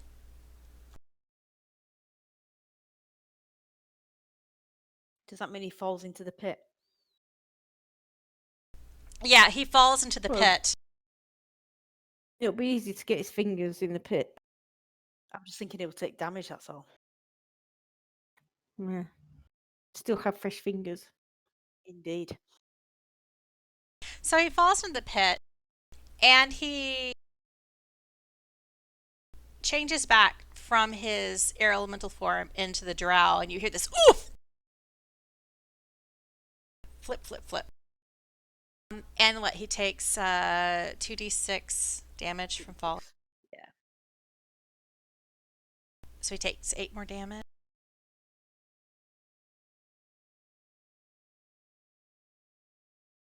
And the drow looks bloodied, and he's in the pit.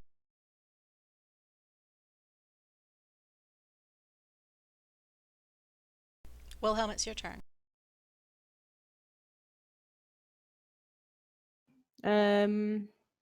Okay. Kind of there. I'm gonna do lightning bolt at him. Okay. How many third levels? Many. Nice.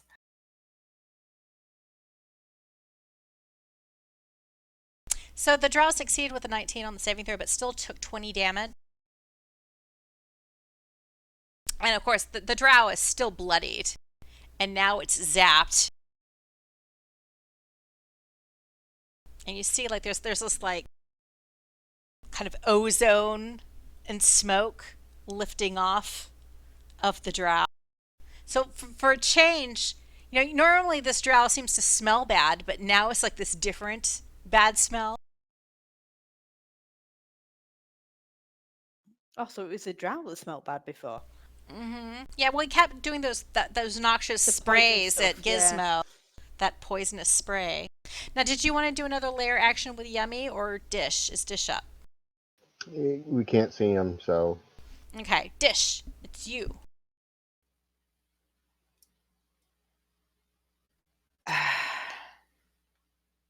Are we just trying? I guess we're just gonna kill this guy, right? Or we're gonna try to. Yeah, Granny wants Granny those. wants his She wants fingers either and wants his toes. fingers or she wants yours. Well, I was also thinking that we could negotiate with him. If he no, chops a finger off, nope, we're gonna get him. we're gonna. All right, so I'm gonna. Where can I go to? I'm like 1, 2, 3.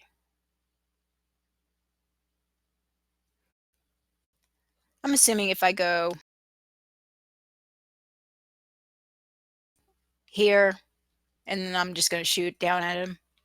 Sure. That should be fine. Yeah, and that was like less. Was how many feet was that? Did you have to dash? I think it was less than 50. I had to dash, but I should get one shot at him. Okay, at yeah. least. Just checking to see if you got the bonus. So you hit with an 18 with an arrow from your sizzling short bow. And you do 2 damage. What? Yeah. I feel really sad for that roll. That is a sad, sad roll. And if only We're just torturing if him. only at this your point. halfling luckiness applied to damage rolls. Yeah.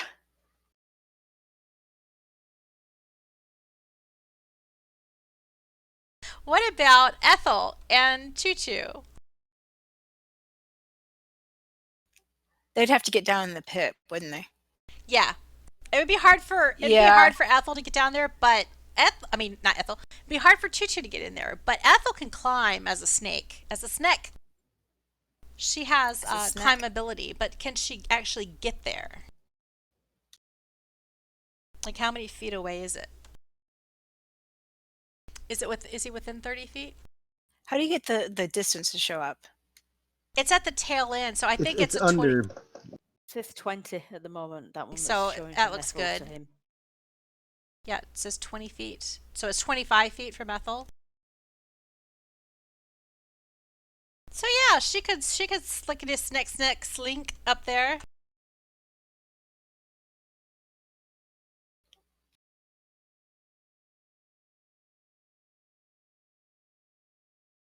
She'll buy.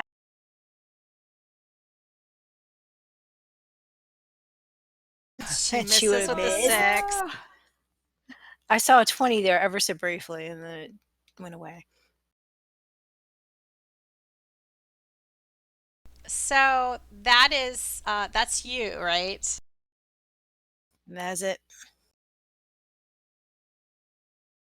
Fake Yummy is up if you tell Fake Yummy to do something. Otherwise, it is the Drow's turn. Pretty much everything fake requires direct line of sight. So Yummy's just clapping his hand. Dishwasher, dishwasher, crashy crash, dishwasher. Trying, dude. Fun, fun, fun.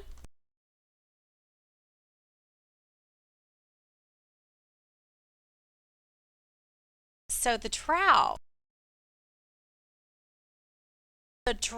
casts Shillelagh and tries to smack the snake.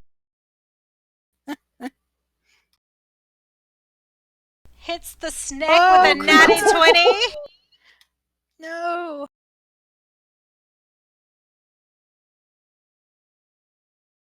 And does 18 damage. But normally that staff does poison damage, but I think Snek's neck is immune, so that didn't get applied. Alright, so it could have been worse. It could have been worse.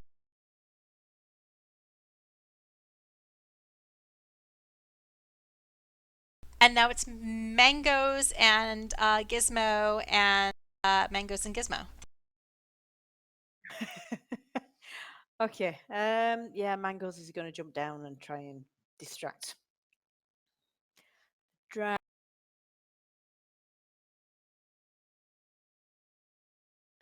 Oh, that's somewhat. Hits the drow with a 16. And chomps on the drow for 7 damage. Boom. And then I am going to. Oh, well, if I chuck my dishwasher at him, that's all I've got. No, I'm going to chuck my dishwasher at him. So you run up the stairs past the elephant, grab your dishwasher, and throw it into the pit. I'm just looking if I've got any smites back left. Hang on. I do.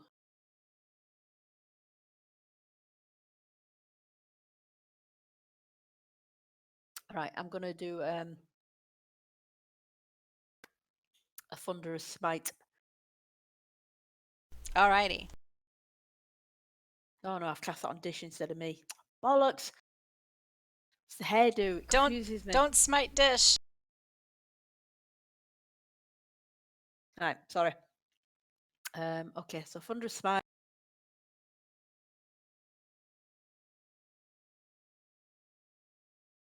Oh, bollocks! Natty 1! No! Drink. I've run out of booze. All right. You have a second attack though, right? I do, so I'm gonna chuck my well. Oh I wait, guess you threw your my dishwasher dishwasher. into the hole. Yep. And So I'm gonna. don't pay no attention to that Warforged. That's I'm a gonna dead chuck a Warforged. spear at him. Now you fucking hit. So you hit with a 24. There we go. Wow. And you still do your smite, so you do 14 damage. The drow is still alive. But he's bobbing and weaving. It's like he's kind of looking up at you through slitted eyes. And there's blood pouring down his face. And his body's kind of crumpled. Still breathing. And you see him kind of like, he's surrounded by like this dishwasher, this snake, and this blink corgi, and this takeout container. And he's kind of like waving his arms like if only he could find purchase to climb his way out of this pit, because he doesn't have any way to escape and he's realizing it. Gut Sparkle isn't jumping in that pit. Gut Sparkle has had enough of that pit. Gut Sparkle, shoves its way past the elephant and runs back to its granny, and it's like and it kind of bobs its horn down like, Granny, I knew this was going to happen. Everything terrible always happens. Oh. Culkin. All right. First things first. Excuse me. The spirit is going to take a swing at and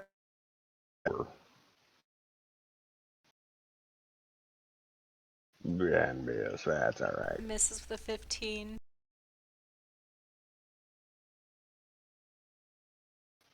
And I'm going to go waddle up behind Gizmo here, pat her on the back, and give her a cure wounds at level 2. Whew. Whew, Gizmo, you're refreshed. Thank you. Now It that, is a little better. is that everything for you, Culkin? That's everything I got. Granny Fingerbowl is tapping her foot. Is it dead yet? Bring me those fingers. I want some fingers. What's taking so long? And she kind of pats her unicorn on the head, and she casts inflict wounds on the unicorn.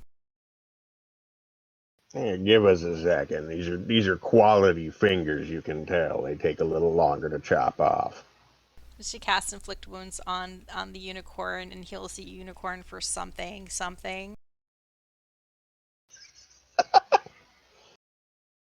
Look, it's not in front of my face right now. She casts inflict wounds for unknown. Let's say a 3d10.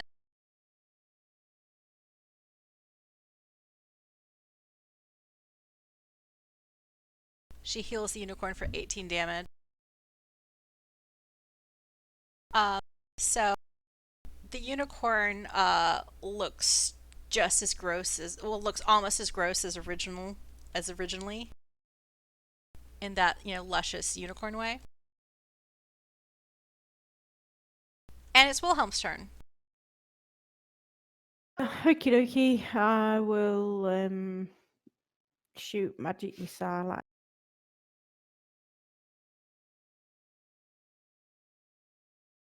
And your first magic missile bolt hits the drow. Splat. The drow is down. Yay!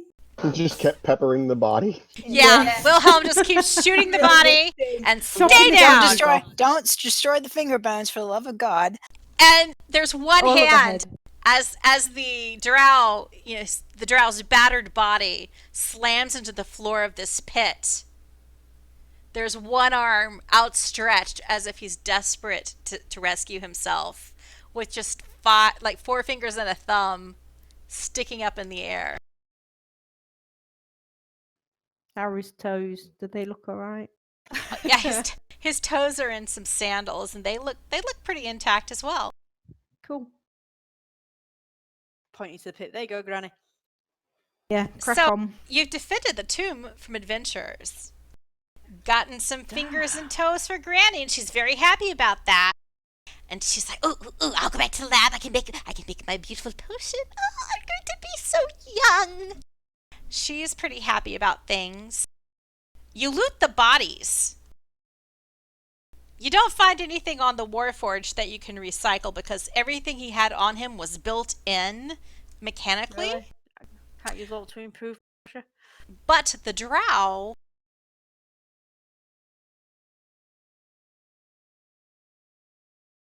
Oh, that was a big circle. you find a couple things.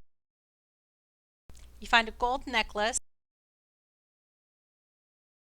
You find an exquisite longbow.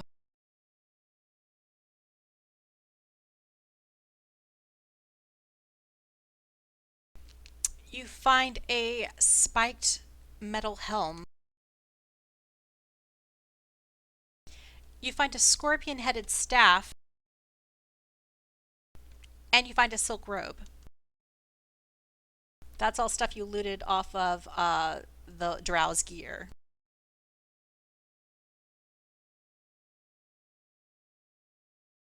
And that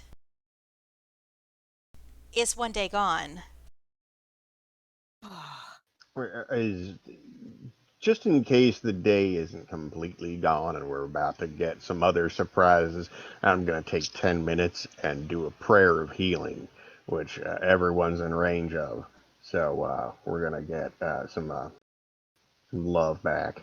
I'll say, you have defended the dungeon against this party of adventurers. Granny successfully manages, with the finger bones and the toes that you have provided her, she's able to piece together her potion from the laboratory, and she goes off happily with her dyspeptic unicorn in tow. leaving you guys alone for the rest of this day. You're able to all rest. Oh, okay. Well, I'll stop. Stop doing that. You get a long rest. Or you guys all get back your spells and everything. I'm assuming that Gizmo retrieves your pit in a box once everybody's gotten out. Yes. And well, Fake Yummy has been really thrilled by all this excitement. He's eager to get back to the lab. He just wants some more Slurpee to celebrate all of the exciting things that have just happened. And that is where we will end it. You have survived babysitting the tomb and King Raiyum's simulacrum for the first day.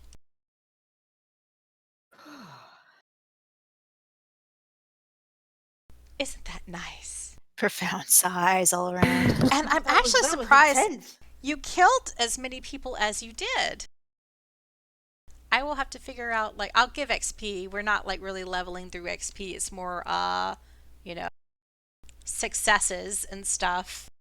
But you did get a whole bunch of loot that you've yet to identify. So maybe next time we play someday in the future. And if Hermione ever catches up with you, because you know how it's hard to predict what airship schedules are going to be like. Flights get canceled. They're sky pirates. So you don't know how long Hermione might be delayed. But there's going to be a lot of stuff to tell Hermione when she catches up with you. Thanks, guys. And thank you, 1.2 people, Thank for you. watching. And thank you, Jordan's Fire, for your donation, which put us over the top for the goal. I think we're at like